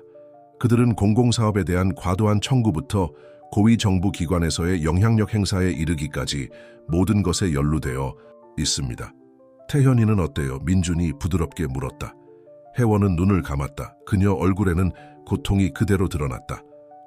감독 중 한 명인 동욱이 친아버지예요. 그는 제게 아기를 돌봐달라고 했어요. 그는 아내가 알 수 없다고 했어요. 저는 거절할 수 없었어요. 태현이는 너무 작고 무력했어요. 민주는 가슴이 조여오는 것을 느꼈다. 상황의 복잡성, 겹겹이 쌓인 비밀과 거짓말은 압도적이었습니다. 혜원, 그는 부드럽게 말했다. 자진해서 나가야 해. 네가 가진 증거로 우리는 이 모든 것을 끝낼 수 있어. 우리가 너와 아이들을 보호할 수 있어. 그녀는 고개를 격렬하게 저었다. 그렇게 간단하지 않아요. 그들은 어디에나 사람들이 있어요. 경찰, 사법부, 숨을 곳이 없어요. 하지만 아이들은 어떡하죠? 민준이 주장했다. 그들에게는 안정과 정상적인 삶이 필요해요. 혜원은 그를 바라보며 눈물을 흘렸다. 내가 그걸 모를 거라고 생각해? 그들에게서 떨어져 있어도 죽지 않는다는 걸. 하지만 그게 그들을 안전하게 지키는 유일한 방법이야. 그 순간 갑작스러운 소리가 나서 두 사람 모두 놀랐다. 혜원은 벌떡 일어났다. 그녀의 눈에는 두려움이 깃들었다. 가야겠어요. 그녀가 서둘러 말했다. 너무 오래 머물렀어요. 기다리다. 민준도 일어나면서 소리쳤다. 어떻게 연락드릴 수 있나요? 혜원은 잠시 망설이다가 민준에게 작은 종이 한 장을 건넸다. 이건 안전한 번호입니다. 비상시에만 사용하세요. 민준이 무슨 말을 할지도 모르니 혜원은 벌써 달려가서 나무 사이로 재빨리 사라졌다. 민준은 그 자리에 멍하니 서 있었고 그의 손에는 종이 한 장이 쥐어져 있었다. 그의 마음은 새로운 정보와 그가 발견한 것이 의미하는 바 때문에 빙빙 돌았습니다. 그는 천천히 뒤로 걸어가기 시작했다. 예진과 닥터에게 만남에 대해 알려야 한다는 걸 알았기 때문이다. 하지만 그는 걸어가면서 마음속으로 확신을 품었습니다. 상황이 아무리 복잡하고 위험하더라도 수아와 태현, 그리고 혜원을 보호하기 위해 최선을 다할 것입니다. 민준이 집에 도착했을 때는 해가 지기 시작했을 때였다. 수아는 뭔가 중요한 일이 일어났음을 직감한 듯 그를 꼭 껴안으며 반겼다. 민준 삼촌, 괜찮아요? 그녀가 물었다. 그녀의 눈은 혜원의 눈과 너무나 비슷했고 걱정으로 가득 차 있었다. 민준은 그녀를 꼭 껴안으며 세상의 무게를 어깨에 느꼈다. 그럴 거야, 발. 그는 약속했다. 모든 것이 잘 될 거예요. 그는 아이들을 위해 저녁을 준비하는 동안 예진의 메시지로 휴대전화가 진동했다. 긴급 회의입니다. 내일 오전 8시입니다. 제 사무실입니다. 민준은 앞으로 며칠이 중요한 날이 될 거라는 걸 알고 한숨을 쉬었다. 진실이 밝혀지면서 그가 상상도 못할 위험도 다가왔습니다. 하지만 수아가 거실에서 태현과 놀고 있는 모습을 보며 그는 예상치 못하게 자신의 삶에 들어온 이 작은 가족을 보호하기 위해 무엇이든 해야겠다고 생각했습니다. 도시의 밤이 찾아오면서 앞으로의 격동의 나날들이 기대되었습니다. 하지만 민준에게는 새로운 결심이 생겼다. 무슨 일이 일어나든 그는 수아를 위해, 태현을 위해, 그리고 이제는 혜원을 위해 맞서 싸울 것이다. 밤이 채 끝나기도 전에 민준은 일어나 중요한 하루를 준비했습니다. 그녀는 아이들에게 아침 식사를 준비하는 동안 혜원과 나눈 대화의 모든 세부 사항을 계속해서 떠올렸다. 수아는 시리얼 그릇을 바라보며 민준 삼촌 걱정스러운 표정이에요 라고 말했다. 민준은 억지로 미소를 지으며 편안한 표정을 지으려고 노력했다. 그냥 일만 생각하고 있어, 발. 걱정할 것 없어. 하지만 그 소녀는 확신하지 못하는 듯했다. 그녀의 눈은 혜원의 눈과 너무나 비슷해서 때로는 그를 두렵게 만들 정도로 강렬하게 그를 살펴보았다. 엄마에 관한 거 맞지? 그 질문에 민주는 놀랐다. 그는 수아를 보호하고 싶은 마음과 그녀에게 솔직해야 한다는 필요성 사이에서 갈등하며 망설였다. 8. 어제 봤어요. 수아가 조용히 말하자 민주는 더욱 놀랐다. 창문을 통해 그녀는 우리 건물을 보고 있었어요. 민주는 가슴이 쿵쾅거리는 것을 느꼈다.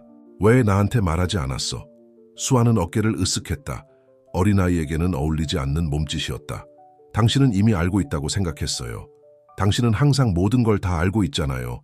그 순간 민주는 그 어느 때보다 더 큰 책임감의 무게를 느꼈다. 그는 수아 옆에 무릎을 꿇고 그녀의 눈을 들여다보았다. 8. 나는 네 엄마를 다시 데려오기 위해 최선을 다하고 있다고 약속할게. 하지만 복잡해. 먼저 해결해야 할 문제들이 있어. 위험한 것들이요? 수아가 물었다. 그녀의 목소리는 속삭임에 가까웠다. 민주는 천천히 고개를 끄덕였다. 그렇지만 걱정하지 마세요. 무슨 대가를 치르더라도 당신을 보호할 거예요. 수아는 갑자기 그를 껴안았고 그는 놀랐다. 알겠어요, 민준 삼촌. 믿어요. 그 단순한 말에 민주는 거의 무너질 뻔했다. 그는 수아의 믿음에 부응하겠다고 조용히 약속하며 포옹을 돌려주었다. 민주는 아이들을 보모에게 맡긴 뒤 예진의 사무실로 향했다. 특히 아침의 교통 상황은 그의 마음속의 혼란을 반영하듯 매우 혼란스러웠다. 도착하자마자 그는 예진뿐만 아니라 닥터도 만났고 놀랍게도 알아보지 못하는 남자도 있었다. 민주나 예진이 진지한 표정으로 그에게 인사했다. 이 사람은 준석 대리입니다. 그는 글쎄요, 그냥 우리 편이라고만 말씀드리겠습니다. 중년의 남자 대리인은 날카로운 눈을 가지고 손을 내밀었다. 김 선생님, 당신에 대한 이야기를 많이 들었어요. 우리 모두가 꽤 곤란한 상황에 처해 있는 것 같아요. 민주는 안도감과 불안이 뒤섞인 감정을 느끼며 대리인과 악수했다. 저를 믿으세요. 상황은 우리가 상상했던 것보다 훨씬 더 복잡해요. 그 후 몇 분 동안 민주는 혜원을 만난 일을 자세히 이야기했는데 부패의 범위에 대한 폭로에서부터 그녀가 보인 뚜렷한 두려움까지 다양했다. 의사는 주의 깊게 듣고 가끔 메모를 남겼습니다. 이건 우리가 의심했던 것의 대부분을 확인해 주네요. 민준이 말을 마치자 그는 이렇게 말했다. 이제 문제는 이 정보를 어떻게 사용할 것인가입니다. 대리인은 심각한 표정으로 몸을 앞으로 기울였다. 혜원이 발견한 것은 이건 단순한 자금 세탁 작전을 훨씬 넘어선 거야. 우리는 정부 최고위층까지 이어지는 부패의 그물에 대해 이야기하고 있어. 만약 우리가 이 모든 것을 증명할 수 있다면, 하지만 어떤 대가를 치르고서요. 예진이 말을 가로채며 말했다. 혜원은 분명히 겁에 질려 있습니다. 그리고 당연합니다. 만약 이 사람들이 그녀가 말하는 것처럼 강력하다면 그렇기 때문에 우리는 행동해야 합니다. 대표가 주장했다. 이런 일이 계속될수록 이 네트워크를 해체하는 게 더 어려워질 겁니다. 그 대화를 조용히 듣고 있던 민준이 마침내 입을 열었다. 아이들은 어떡하죠? 이 모든 일 속에서 어떻게 아이들의 안전을 보장할 수 있을까요? 방 안에는 무거운 침묵이 흘렀다. 그것을 깨뜨린 사람은 바로 닥터였습니다. 아마도 더 과격한 조치를 고려해야 할 때일지도 몰라요. 무슨 뜻이에요? 민준이 배에 덩어리가 생기며 물었다. 증인 보호입니다. 수사관이 차분하게 대답했다. 혜원 씨와 아이들을 위해서요. 민준은 마치 주먹을 맞은 것 같은 기분이 들었다. 그들이 사라지길 원하세요. 그들의 삶을 포기하길 원하세요. 이 작전을 해체하는 동안 그들을 안전하게 지킬 수 있는 유일한 방법이 될 수도 있습니다. 대리인이 부드럽게 설명했다. 예진은 민준의 팔에 위로의 손을 얹었다. 이상적이지 않다는 건 알지만 생각해보세요. 일시적일 뿐이에요. 모든 게 정리되면 돌아올 수도 있어요. 민준은 어리둥절한 채로 고개를 저었다. 수아와 태연을 잠시라도 잃을 수 있다는 생각은 견딜 수 없을 정도였다. 만약 내가 그들과 함께 간다면 그 제안은 모두를 놀라게 했다. 민준, 예진이 조심스럽게 말을 시작했다. 정말이야. 그러면 네 목숨, 네 직장을 포기해야 한다는 말이야. 그 아이들은 이제 제 삶이에요. 민준이 단호하게 대답했다. 그리고 그것이 그들을 안전하게 지키는 유일한 방법이라면 저는 그렇게 할 겁니다. 의사는 대표와 시선을 교환했다. 그게 효과가 있을 수도 있겠다고 그는 중얼거렸다. 사실 김씨 같은 사람이 그들과 함께 있는 게 유익할 수도 있어요. 하지만 우선 대리관이 끼어들었다. 우리는 혜원을 찾아야 합니다. 그녀가 전적으로 협조하도록 설득해야 합니다. 그녀의 증언과 그녀가 가진 증거로 우리는 견고한 사건을 구축할 수 있습니다. 민주는 두려움과 결의가 뒤섞인 감정을 느끼며 고개를 끄덕였다. 그녀와 이야기해 볼게요. 비상시 그녀에게 연락할 수 있는 번호가 있어요. 위험해요. 예진이 경고했다. 누군가가 감시하고 있다면 우리가 감수해야 할 위험이에요. 민준이 대답했다. 우리에겐 선택의 여지가 없습니다. 다른 사람들이 물류적 세부 사항을 논의하는 동안 민준은 창밖을 내다보며 바깥 도시를 관찰했습니다.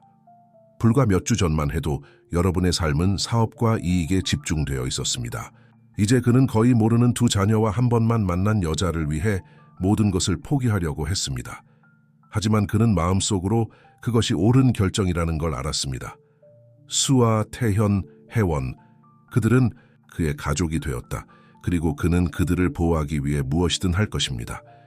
민준이? 예진의 목소리에 그는 다시 현실로 돌아왔다. 이걸 할 준비가 되셨나요?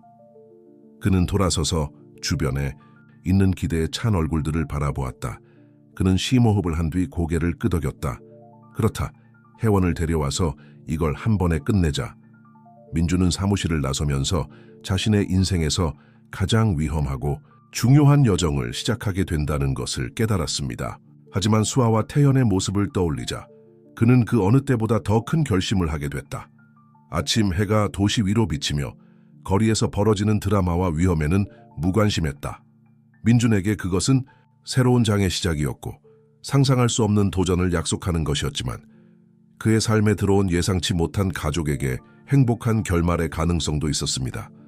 그는 하늘을 마지막으로 한번 바라보고 앞으로 자신에게 닥쳐올 어떤 운명이든 맞설 준비를 하며 떠났다. 민준이 마침내 아파트로 돌아왔을 때는 이미 해가 지고 있었다. 그날은 감정의 롤러코스터였고 그는 신체적, 정신적으로 지쳐 있었다. 그는 집에 들어가자마자 거실에서 들려오는 아이들의 웃음소리에 반했다. 수아와 태연은 주변에서 벌어지는 엄청난 사건들에 무관심한 듯 유모와 신나게 놀았다. 잠시 민주는 입구에 서서 그 광경을 바라보았다. 그 순간의 평범함은 그가 지난 몇 시간 동안 내린 기념비적인 결정과 극명하게 대조되었습니다. 민준 삼촌, 수아는 그를 보고 큰 소리로 외치며 달려가 그를 껴안았다. 오늘은 시간을 잘 들였어요. 민주는 목에 덩어리가 잡힌 것을 느끼며 그녀를 꼭 껴안았다. 미안해 자기야. 오늘 하루 바빴어. 유모는 분위기를 감지하고 조용히 작별 인사를 한 뒤 떠났고 민주는 아이들과 함께 남겨졌다. 저녁 식사를 준비하는 동안 수아는 오늘 하루 일과를 떠들고 있고 태현은 유아용 의자에 앉아 중얼거리고 있었는데 민주는 그들의 삶이 얼마나 급격하게 바뀌게 될지에 대해 생각하지 않을 수 없었다. 그는 이것을 그들에게 어떻게 설명할 것인가. 저녁 식사와 아이들 목욕이 끝나고 민주는 수아의 침대 가장자리에 앉아 평소의 잠자리 이야기를 들려주었다. 하지만 이번에는 책을 집어드는 대신 심호흡을 하고 이렇게 말했습니다. 발, 오늘 아침에 내 엄마에 관해 이야기했던 걸 기억나? 소녀의 눈이 살짝 커졌다. 그래, 그녀를 봤지? 민주는 천천히 고개를 끄덕였다. 네, 봤어요. 그리고 글쎄요, 아마 우리 모두 곧 볼 수 있을 거예요. 수아는 벌떡 일어나 앉으며 그녀의 눈은 희망으로 빛났다. 정말? 엄마가 집에 와요? 민준의 가슴이 뭉클해졌다. 그렇지 않아요, 자기야. 사실 우리가 그녀를 찾아가야 할지도 몰라. 수아의 얼굴에는 당혹감이 드러났다. 이와 같이 민준은 말을 신중하게 선택했다. 가끔은 우리가 사랑하는 사람들을 안전하게 지키기 위해 힘든 일을 해야 해. 우리는 잠시 여행을 해야 할지도 몰라. 우리 모두. 너, 태현, 나, 그리고 내 엄마. 하지만 학교는 어때요? 친구들은 어때요? 수아가 살짝 떨리는 목소리로 물었다. 잠시뿐일 거야. 민주는 상황의 불확실성에 가슴이 아팠지만 단언했다. 큰 모험이라고 생각하세요. 그리고 가장 중요한 것은 우리 모두가 함께하고 안전하다는 것입니다. 수아는 잠시 말이 없이 정보를 처리했다. 그러자 민주는 놀랍게도 그녀를 꼭 껴안았다. 좋아요, 민준 삼촌. 당신이 최고라고 하면 믿어요. 그 단순한 말이 민준의 평정심을 거의 깨뜨릴 뻔했다. 그는 수아를 꼭 껴안으며 이 임시 가족을 보호하기 위해 최선을 다하겠다고 조용히 약속했습니다. 아이들을 잠재운 뒤 민준은 사무실로 돌아갔다. 이제 다음 단계로 나아갈 때가 되었습니다. 그는 떨리는 손으로 혜원이 건넨 종이를 받아 그 번호를 자신의 휴대폰에 입력했다. 3번의 괴로운 벨소리가 울린 후 조심스러운 목소리가 대답했다. 안녕하세요? 혜원아, 나 민준이야. 그녀는 대답하기 전에 긴장된 침묵이 흘렀다. 민준아? 뭐야? 애들은 괜찮아? 그들은 훌륭해요. 그는 재빨리 확신했다. 하지만 우리는 이야기해야 해요. 급한 일이에요. 그 후 민준은 대표단과 다른 사람들과 함께 세운 계획을 간략하게 설명했습니다. 혜원은 조용히 듣고만 있었고 가끔씩 세부 사항을 명확히 하기 위해 질문을 할 뿐이었다. 증인 보호, 그녀가 마침내 말했습니다. 그녀의 목소리에는 두려움과 희망이 뒤섞여 있었습니다. 우리가 이 사람들을 믿을 수 있나요? 그렇게 믿어요. 민준이 단호하게 대답했다. 그리고 솔직히 혜원 씨, 다른 선택지가 보이지 않아요. 이렇게 계속 살 수는 없어요. 항상 뒤를 돌아보면서요. 전화 반대편에서는 긴 침묵이 흘렀다. 혜원이 다시 입을 열었을 때 그녀의 목소리는 감정으로 가득 차 있었다. 그리고 당신은 정말 우리와 함께 갈 건가요? 그렇습니다. 민준은 주저없이 대답했다. 그 아이들, 그들은 내 가족이 되었어요. 이제 그들을 버릴 수 없어요. 혜원은 억눌린 흐느낌을 내뱉었다. 민준아, 나 어떻게 감사드려야 할지 모르겠어. 내가 한 모든 일, 그들을 버리고... 야, 민준이 그녀의 말을 부드럽게 가로채며 말했다. 너는 그들을 보호하기 위해 최선을 다했다고 생각했어. 이제 우리가 바로잡을 기회야. 몇 분간 더 논의한 후 그들은 계획의 세부 사항을 마무리했습니다. 혜원은 수장님이 정해준 안전한 장소에서 다음 날 아침 그들을 만나기로 했습니다. 민준이 마침내 전화를 끊었을 때는 이미 자정이 넘은 뒤였다. 그는 의자에 기대앉으며 어깨에 책임감의 무게를 느꼈다. 내일이면 그들의 삶은 영원히 바뀔 것입니다. 민준은 잠자리에 들 준비를 하는 동안 아파트를 한 바퀴 돌며 아이들을 확인했다. 수아와 태현은 다가올 변화를 모른 채 평화롭게 잠을 잤다. 수아의 방에서 민준은 벽에 새로운 그림이 있는 것을 보았습니다. 그것은 간단한 이미지였습니다. 2개는 크고 2개는 작은, 모두 손을 잡고 있는 4개의 막대기 인형이었습니다. 그 아래에는 수아의 불규칙한 필체로 나의 가족이라고 적혀 있었습니다. 민준은 눈에 눈물이 고이는 것을 느꼈다. 그 순간 그는 무슨 일이 일어나든 함께 맞서 싸울 것이라는 걸 알았습니다. 이제 이들은 그의 가족이었고 그는 그들을 안전하게 함께 지키기 위해 무엇이든 할 것입니다. 민준은 잠자는 아이들을 마지막으로 한번 바라보고는 자기 방으로 돌아갔다. 내일은 매우 중요한 날이고 새로운 여행의 시작이 될 것입니다. 그는 무슨 운명이 그들에게 닥치든 그에 대비해 충분한 휴식을 취하고 경계해야 할 것이다. 도시 전체가 잠든 사이 민준은 마지막으로 묵묵히 기도하며 앞으로의 힘든 시기를 이겨낼 힘과 보호를 빌었습니다. 이런 생각을 하던 그는 마침내 잠이 들었고 임시가족이 평화롭고 안전하게 살 수 있는 미래를 꿈꿨습니다. 하지만 도시 건너편 마철루 꼭대기에 있는 호화로운 사무실에서 어두운 그림자가 밤하늘을 지켜보고 있었습니다. 호리존테 건설의 실세이자 태현의 친아버지인 동욱은 전화기를 귀에 대고 있었다. 그들은 움직이고 있어요. 그는 조용히 말했다. 우리는 빨리 행동해야 합니다. 혜원이 말을 하게 둘 수 없습니다. 전화의 반대편에서 깊은 목소리가 대답했다. 이미 끝났다고 생각하세요. 내일 밤까지 이 문제는 영구적으로 해결될 겁니다. 동욱은 전화를 끊으며 입술에 차가운 미소를 지었다. 운명이 다른 계획을 가지고 있었고 예상치 못한 사업가의 행동이 그의 부패한 제국의 기반을 뒤흔들 일련의 사건을 촉발하려 하고 있다는 사실을 그는 전혀 몰랐습니다. 민준의 아파트는 기대감과 불안감이 뒤섞인 분위기로 새벽에 도착했다. 그는 거의 잠을 자지 못했고 그의 마음은 앞으로 다가올 중요한 하루에 대한 걱정과 계획으로 가득 차 있었습니다. 민준은 아침 식사를 준비하면서 수아와 태현을 지켜보며 곧 방해받을 그 일상의 모든 세부 사항을 기록하려고 노력했습니다. 수아는 언제나 예민하게 반응하며 공기 중에 긴장감을 느끼는 듯했다. 민준 삼촌, 그녀는 부드럽게 말하며 숟가락으로 시리얼을 밀었다. 오늘이 그날이에요. 엄마 보러 가는 날이에요? 민준은 고개를 끄덕이며 그녀 옆에 앉았다. 그래요, 자기야. 오늘이 그날이에요. 어젯밤에 우리가 무슨 이야기를 했는지 기억나? 수아는 고개를 끄덕이며 눈을 크게 뜨고 진지하게 말했다. 대모험을 떠나자 모두 함께. 그렇죠. 민준은 미소를 지으며 소녀의 머리카락을 쓰다듬었다. 그리고 무슨 일이 있어도 우리는 함께 있을 거야, 알았지?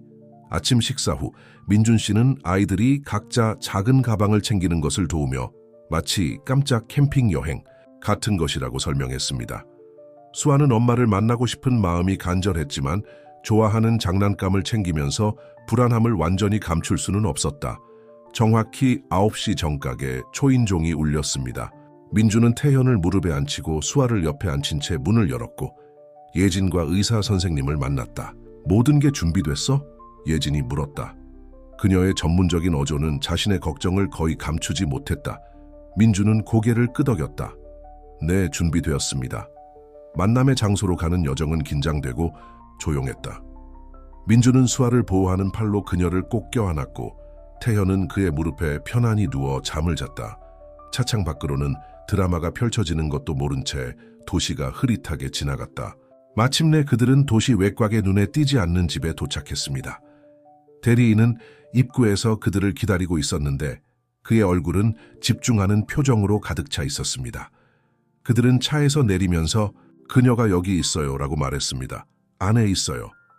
민준의 심장이 쿵쾅거렸다. 이는 모두가 기다리고 두려워하며 갈망하던 순간이었습니다.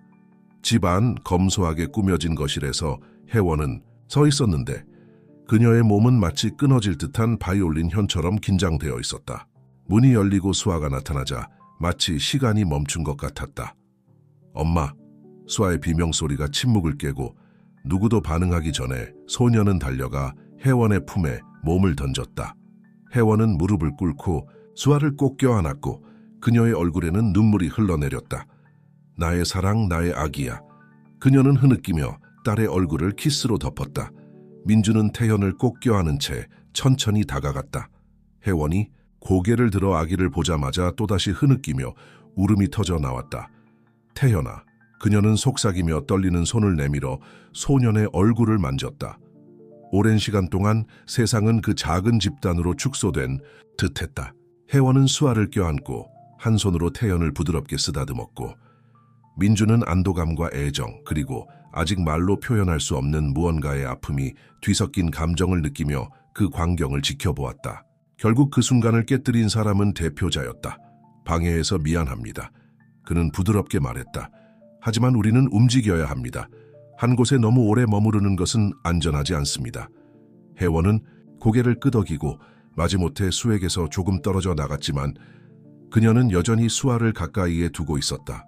그의 눈은 민준의 눈과 마주쳤고 그 눈은 감사함과 그 이상의 무언가로 가득 차 있었습니다. 고맙습니다. 그녀는 속삭였다. 그들을 돌봐준 것에 대해서, 모든 것에 대해서. 민준은 목에 덩어리가 지는 것을 느꼈다. 그들은 정말 놀랍습니다. 그는 간단히 대답했다. 당신은 그들과 함께 훌륭한 일을 했습니다. 의사는 목을 가다듬어 모든 사람의 주의를 끌었다. 좋아요. 계획을 검토해 봅시다. 혜원 씨, 서류는 가지고 계신가요? 혜원은 고개를 끄덕이며 가방에서 폴더 하나를 꺼냈다. 모두 여기에 있습니다. 재무기록, 이메일, 녹음, 콘스트루토라 호리존테와 관련된 모든 사람을 무너뜨리는 데 필요한 모든 것이 있습니다. 대표는 폴더를 집어들고 그 내용을 재빨리 넘겼다. 그의 눈이 살짝 커졌다. 이건 우리가 예상했던 것 이상이에요. 이걸로 우리는 작전을 해체할 수 있을 뿐만 아니라 큰 물고기도 잡을 수 있어요. 그래서 그들이 절 침묵시키려고 그렇게 필사적인 거예요. 혜원이 떨리는 목소리로 말했다. 이게 밝혀진다면 그럴 리가 없어요. 민준이 단호하게 말을 가로채며 말했다. 우리가 당신을 안전하게 지켜드리겠습니다. 그 광경을 조용히 지켜보던 예진이 마침내 입을 열었다. 당신을 안전한 곳으로 데려다 줄 차가 곧 도착할 겁니다. 기억하세요, 당신이. 이곳을 떠나면 잠시 동안 우리와 접촉하지 않을 겁니다. 모두의 안전을 위해서입니다. 민주는 고개를 끄덕이며 현실의 무게가 어깨에 실리는 것을 느꼈다. 그는 여전히 엄마에게 매달려 있는 수아와 혜원에게 작은 팔을 뻗고 있는 태현을 바라보았다. 잠깐 시간 가질 수 있나요? 그는 혜원과 아이들을 가리키며 물었다. 다른 사람들은 고개를 끄덕이고 주방으로 들어가서 임시 가족에게 사생활을 보장했습니다. 방 안에는 민준과 혜원, 그리고 아이들이 작은 원을 이루며 앉아 있었다. 수아는 순간의 심각성을 느끼고 어른 둘을 번갈아가며 쳐다보았다. 이제 모든 게 다 괜찮을까요? 그녀는 작고 희망에 찬 목소리로 물었다. 혜원과 민주는 서로 눈빛을 교환했다. 수년간 공유하지 못했던 경험과 불확실한 미래가 순식간에 두 사람 사이로 스쳐 지나갔다. 그래, 내 사랑. 혜원이 수아의 머리꼭대기에 키스하며 대답했다. 우리는 괜찮을 거야, 우리 모두. 민주는 태연을 붙잡은 채로 한 손을 내밀었다. 혜원은 망설임 없이 그것을 받았고 수아는 그녀의 작은 손을 그들의 손 위에 얹었다. 우리는 이제 가족이 됐어요. 민준이 부드럽게 말했다. 무슨 일이 일어나든 우리는 함께 맞서 나갈 거예요. 그 순간 주변 사람들의 얼굴을 바라보던 혜원은 결의와 감사의 눈빛으로 가득 차 있었고 수아는 천진난만한 자신감으로 가득 차 있고 그리고 태현은 주변의 위험에도 아랑곳하지 않고 미소를 지으며 민주는 부나 사업적 성공보다 더 가치 있는 것을 찾았다는 것을 알았습니다. 그것은 바로 진정한 집이었습니다. 차가우는 소리가 그들을 현실로 되돌렸다. 이제 떠날 때가 됐습니다. 옛날의 삶을 뒤로 하고 불확실하지만 희망찬 미래를 향해 나아갈 때가 됐습니다. 그들이 떠날 준비를 하는 동안 민주는 이 중요한 순간을 목격했던 방을 마지막으로 한번 바라보았다. 그는 운명이 어떻게 되든 이날의 기억은 영원히 그의 가슴에 새겨질 것임을 알고 있었습니다. 그는 깊은 한숨을 쉬며 가방을 집어들고 혜원과 아이들을 따라 나갔다. 그들의 모험은 이제 막 시작일 뿐이었고 앞으로의 길은 어려울 것이었습니다. 하지만 그들은 가족으로서 어떤 어려움도 이겨낼 수 있었습니다.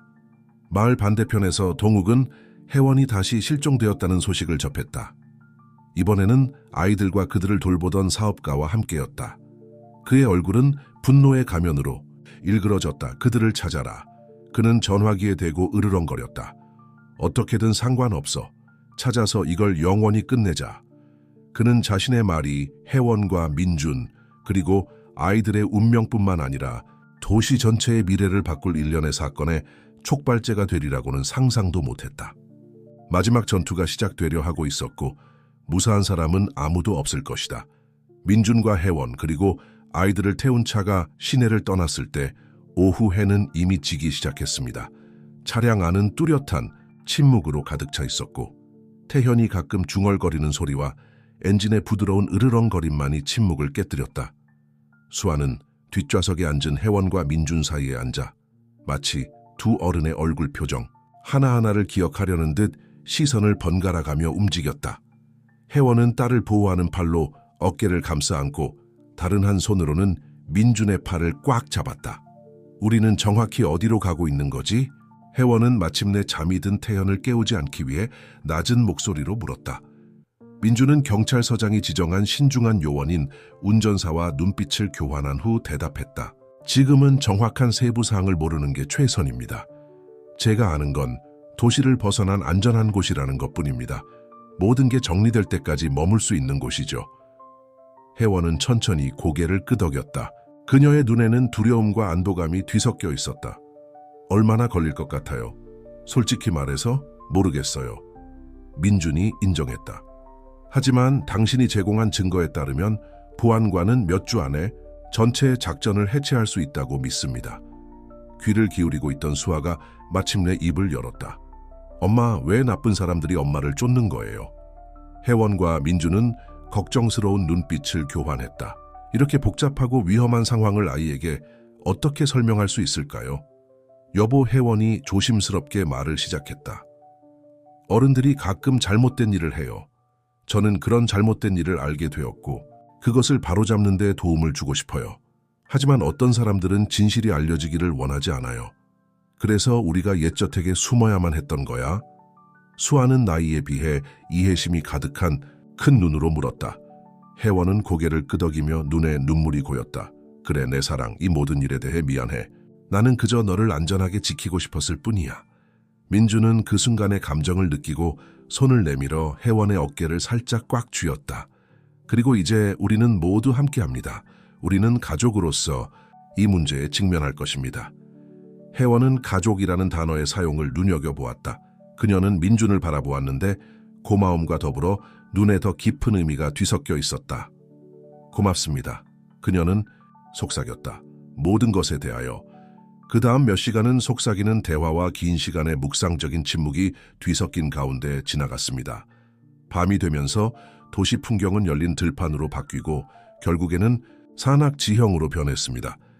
예상치 못한 일은 그들이 특히 외딴 지역을 지나가던 중 일어났습니다. 갑자기 그들 뒤로 밝은 헤드라이트가 나타나 빠르게 다가왔습니다. 그때까지 침착하고 전문적이었던 운전자는 눈에 띄게 긴장해졌습니다. 선생님, 그는 민준에게 말을 걸며 말했다. 우리에게 원치 않는 손님이 온 것 같아요. 민준은 가슴이 쿵쾅거리는 것을 느꼈다. 그들은 우리를 어떻게 찾았을까? 지금은 중요하지 않습니다. 운전자가 대답하며 차를 가속했다. 그들을 없애려고 노력할게요. 잠깐만요. 그 뒤를 이어 구불구불한 산길을 따라 긴장감 넘치는 추격전이 벌어졌습니다. 혜원은 수아를 꼭 껴안았고 민주는 소란에 놀라 깨어난 태현을 보호했다. 무슨 일이 일어나고 있는 거야? 수아가 두려움이 묻어나는 목소리로 물었다. 괜찮아요, 자기야. 혜원은 떨리는 목소리로 그녀를 달래려고 노력했다. 우리는 괜찮을 거야. 민주는 뒤돌아보며 검은 차 2대가 끈질기게 자신을 쫓는 것을 보았다. 그들은 누구야? 그는 운전석에 물었다. 아마도 동욱의 부하들이겠죠. 운전사가 대답하며 급하게 방향을 돌렸다. 그는 경찰 내부에 정보원을 두고 있을 겁니다. 그 이름에 혜원은 숨이 막힐 것 같았다. 동욱?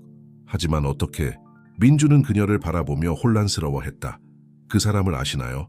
혜원은 망설이다가 태현을 바라보고 다시 민준을 바라보았다. 그는 태현이의 친부예요. 그 사실은 민준에게 주먹질처럼 와 닿았다. 갑자기 모든 퍼즐 조각이 맞춰지기 시작했습니다. 혜원이 호리존테 건설에 연루되면서 갑작스럽게 실종되고 늘 두려움에 떨게 되는데 왜 미리 말해주지 않았어요? 민준이 물었다. 그의 목소리에는 충격과 걱정이 뒤섞여 있었다. 태현이를 지켜주고 싶었어요. 혜원이 눈물을 흘리며 대답했다. 동국, 그는 위험해. 회사의 부패 정도를 알게 되었을 때 그는 나를 침묵시키기 위해 무엇이든 할 거라는 걸 깨달았어. 태현을 이용하는 것도 포함해서.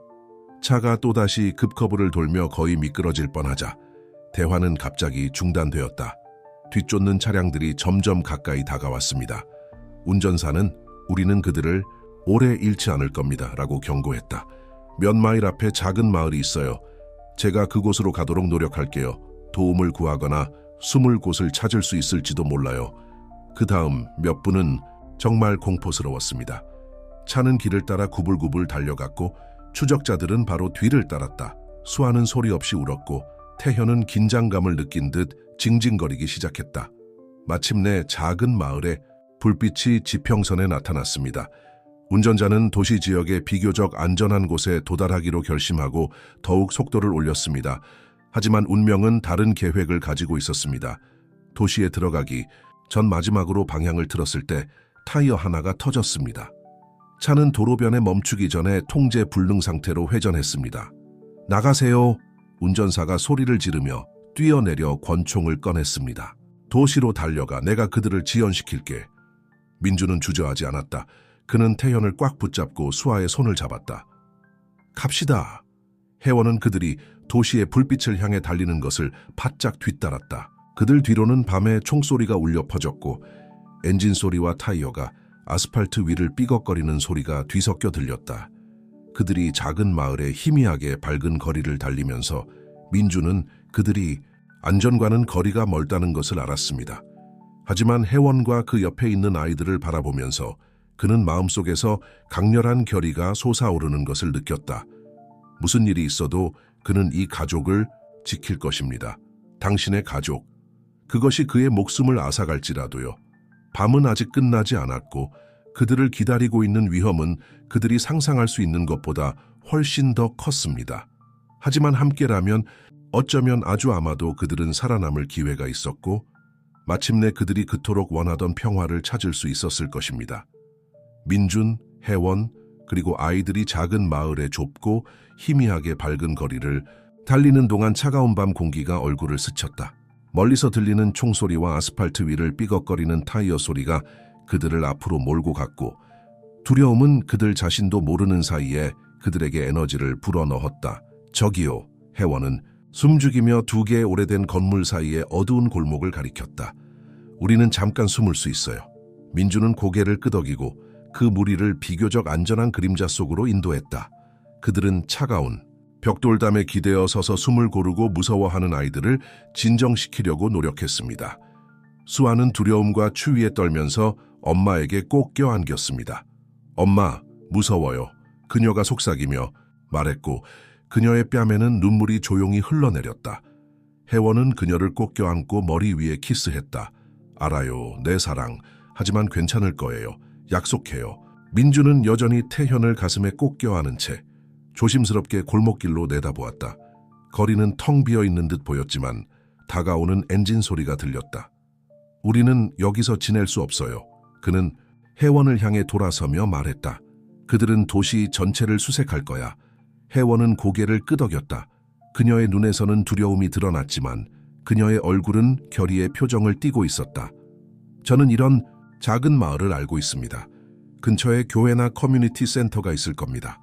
어쩌면 그곳에서 도움을 받을 수 있을지도 모릅니다. 그들은 가능한 한 그림자 속에 머물면서 조심스럽게 골목을 떠났다. 평일 밤인데도 도시가 이상할 정도로 조용해 보였다. 마치 건물 자체도 위험을 알고 숨기려고 하는 듯했다. 몇 분간 긴장된 걸음으로 걸어간 후 그들은 다른 건물 위로 솟아오른 교회의 종탑을 보았습니다. 민주는 아무 말 없이 고개를 끄덕이고 그 무리를 자기 쪽으로 인도했다. 그 교회는 오래되었지만 잘 보존된 건물이었다. 견고한 나무 문은 닫혀 있었지만 잠겨 있지는 않았습니다. 민주는 주변을 잠깐 둘러보고 누군가가 지켜보고 있지 않은지 확인한 후 문을 열었고 문은 부드럽게 삐걱거리며 열렸다. 교회 내부는 어두웠고 몇 개의 제물용 촛불에 희미한 빛만이 켜져 있었습니다. 향과 오래된 나무 냄새가 공기를 가득 채웠다. 여보세요? 민준이 부드럽게 불렀고 그의 목소리는 텅 빈 공간에서 살짝 울려 퍼졌다. 여기 누구 있어요? 잠시 오직 침묵만이 흘렀다. 그러자 옆문에서 한 인물이 나타났다. 검은색 가사를 입은 노인이었다. 신부는 놀라움과 걱정이 섞인 표정으로 그들을 바라보았다. 나의 아이들아, 그는 부드럽게 말했다. 이런 밤에 왜 여기 왔니? 혜원은 떨리는 목소리로 한 걸음 앞으로 나아갔다. 아버지, 제발 우리에게 도움이 필요해요. 우리는 위험해요. 사제는 오랫동안 그들을 관찰했는데 그의 현명한 눈은 겉모습 그 이상을 보는 듯했다. 마침내 그는 고개를 끄덕였다. 나와 함께 가자, 빨리. 그는 그들을 교회 안으로 인도하여 제단 뒤에 있는 작고 위장된 문으로 향했습니다. 그 너머에는 지하실로 이어지는 계단이 있었습니다. 이곳은 안전한 곳입니다. 사제가 그들이 내려가면서 설명했습니다. 과거의 힘든 시기에 사람들을 숨기는 데 쓰였던 곳이에요. 지금은 여기 머물 수 있어요. 지하실은 작았지만 깨끗하고 놀라울 정도로 아늑했습니다. 구석에는 매트리스가 몇 개 쌓여 있었고 의자와 테이블이 있었으며 싱크대와 휴대용 스토브가 있는 작은 공간도 있었습니다. 감사합니다, 아버지. 민주는 안도감을 느끼며 말했다. 이게 우리에게 얼마나 큰 의미가 있는지 당신은 모를 거예요. 신부는 친절하게 미소 지었다. 때때로 신은 우리를 도움이 필요한 사람들의 길로 인도합니다. 이제 무슨 일이 일어나고 있는지 말해주세요. 그 후 몇 분 동안 혜원과 민주는 가장 민감한 부분만 제외하고 자신들의 상황을 설명했습니다. 신부는 주에 깊게 경청했고 그의 얼굴은 연민의 표정으로 가득했다. 알겠습니다. 그들이 다 마치자 그는 말했다. 당신은 무거운 짐을 지고 있습니다. 하지만 기억하세요. 가장 어두운 시간에도 빛은 항상 길을 찾습니다. 그는 일어나 계단으로 향했다. 교회 문을 잠그고 감시할게요. 좀 쉬세요. 뭐 필요하면 여기 있을게요. 신부님이 떠나시자 민준과 혜원은 안도감과 걱정이 뒤섞인 표정을 교환했다. 그들은 일시적인 피난처를 찾았지만 얼마나 오랫동안 안전할 수 있을까? 민준 삼촌? 수아의 목소리가 침묵을 깨뜨렸다. 이제 집에 갈 수 있나요? 순진한 질문에 민준의 가슴이 죄어들었다. 그는 소녀 옆에 무릎을 꿇고 그녀의 어깨에 부드럽게 손을 얹었습니다. 아직은 아니야, 자기야. 하지만 안전해지면 우리가 함께 있을 수 있는 곳으로 갈게. 알았지? 수아는 고개를 끄덕였다. 그녀의 눈은 피곤으로 무거워졌다. 혜원은 아이들이 지쳐있는 것을 보고 매트리스를 정리하기 시작했습니다. 잠깐 잠을 자도록 하자고 그녀가 제안했다. 우리 모두는 휴식이 필요합니다. 혜원이 수아와 태현을 안정시키는 동안 민주는 조금 뒤로 물러섰다. 그의 마음은 지난밤의 사건으로 인해 뒤틀렸다. 그는 휴대전화를 들고 전화를 걸어볼까 고민했지만 지하실에서는 신호가 잡히지 않는다는 것을 깨달았습니다. 그는 외부 세계와 접촉이 없다고 중얼거렸다. 어쩌면 이렇게 하는 게 나을지도 몰라요. 혜원이 부드럽게 말하며 그에게 다가갔다. 적어도 지금은요. 민주는 그녀를 마주보며 그녀의 얼굴에 나타난 걱정의 주름과 눈가의 지친 기색을 알아챘다. 그는 생각 없이 손을 내밀어 그녀의 얼굴을 살짝 만졌다. 괜찮을 거야. 그는 낮지만 단호한 목소리로 말했다. 우리는 함께 이를 극복할 것입니다. 혜원은 잠시 눈을 감고 그의 손길에 살짝 기대었다. 그가 다시 눈을 떴을 때 그의 눈빛에는 감사함과 더 깊은 의미가 뒤섞여 있었습니다. 민준, 그녀가 말을 시작했는데 그녀의 목소리는 속삭임보다 약간 높았습니다. 저는 당신이 해주신 모든 것에 대해 충분히 감사드릴 수가 없습니다. 우리를 위해, 아이들을 위해 조용히요. 그는 그녀의 말을 부드럽게 가로채었다. 고맙다고 말할 필요 없어. 너희들도 내 가족이 되었잖아. 그들은 오랜 시간 그 자리에 서서 서로의 눈 속에 잠겨 있었고 주변 세상은 사라져갔습니다. 그러자 천천히 거의 주저하듯이 그들의 얼굴이 가까이 다가왔습니다.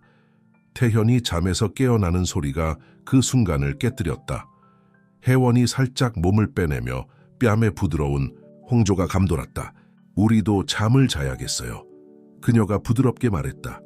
혜원은 지하실의 작은 창문을 통해 아침 햇살이 간신히 비치기 직전 긴장된 몸으로 깨어났다.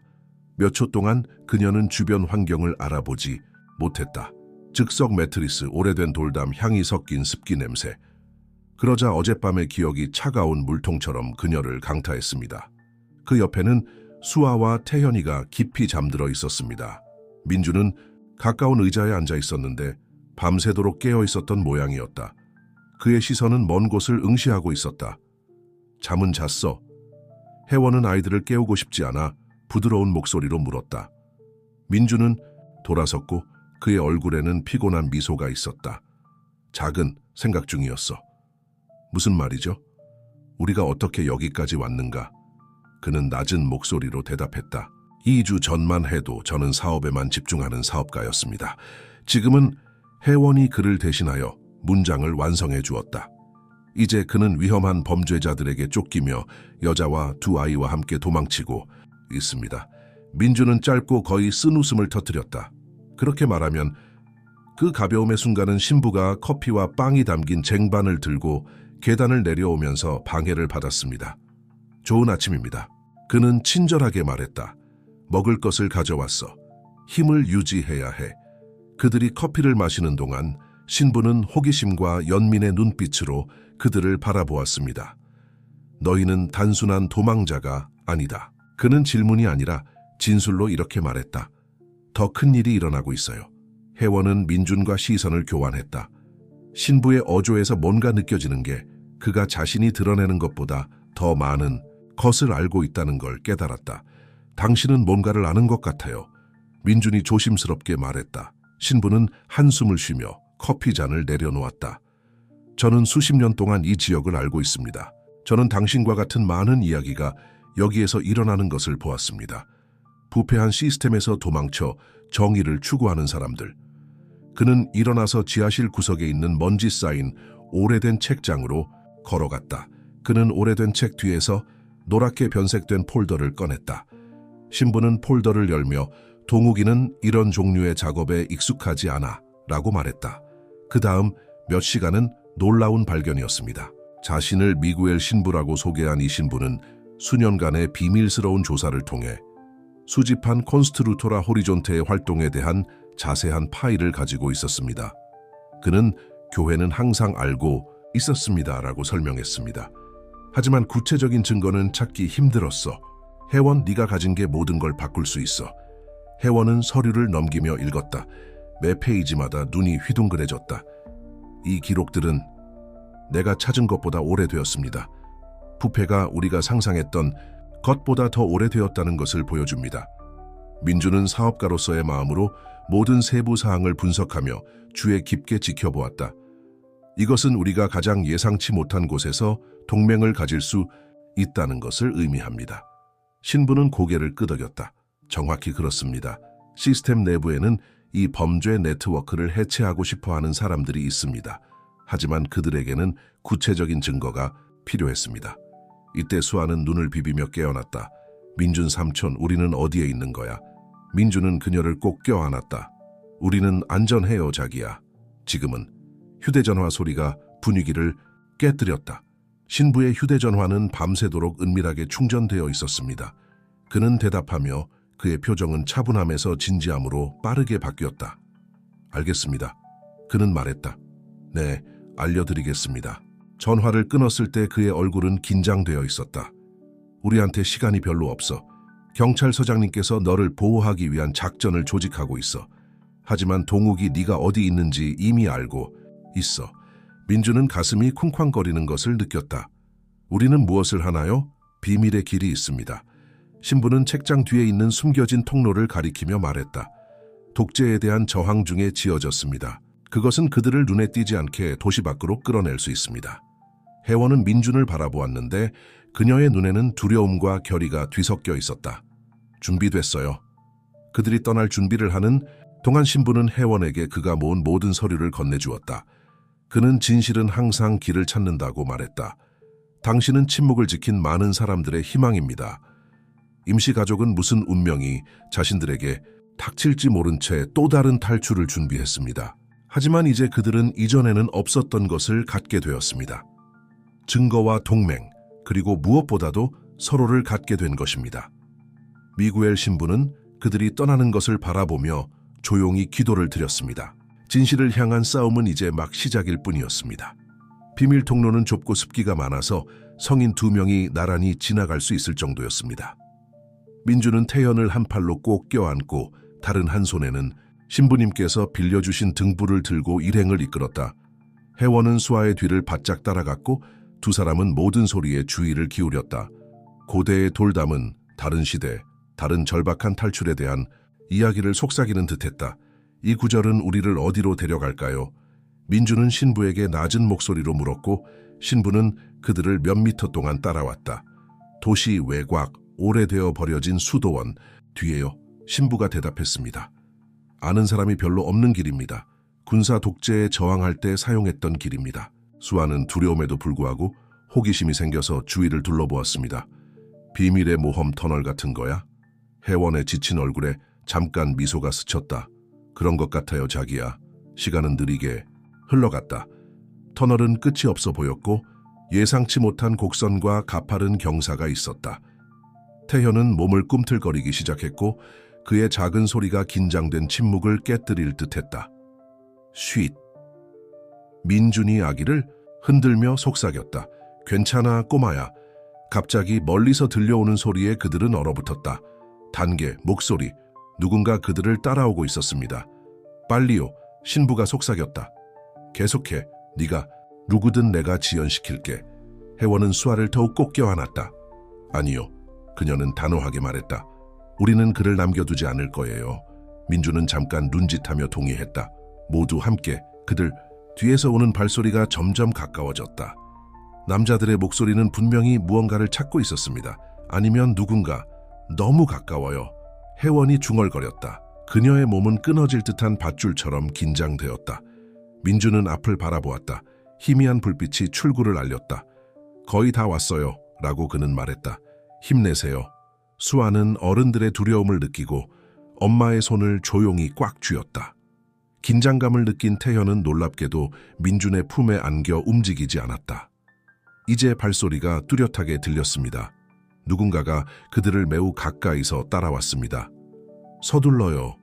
신부가 속삭이며 미묘하게 그들을 앞으로 밀었다. 출구가 가까워요. 빛은 점점 더 가까이 다가왔다. 자유, 보안, 희망. 하지만 운명은 언제나 그렇듯이 다른 계획을 가지고 있었습니다.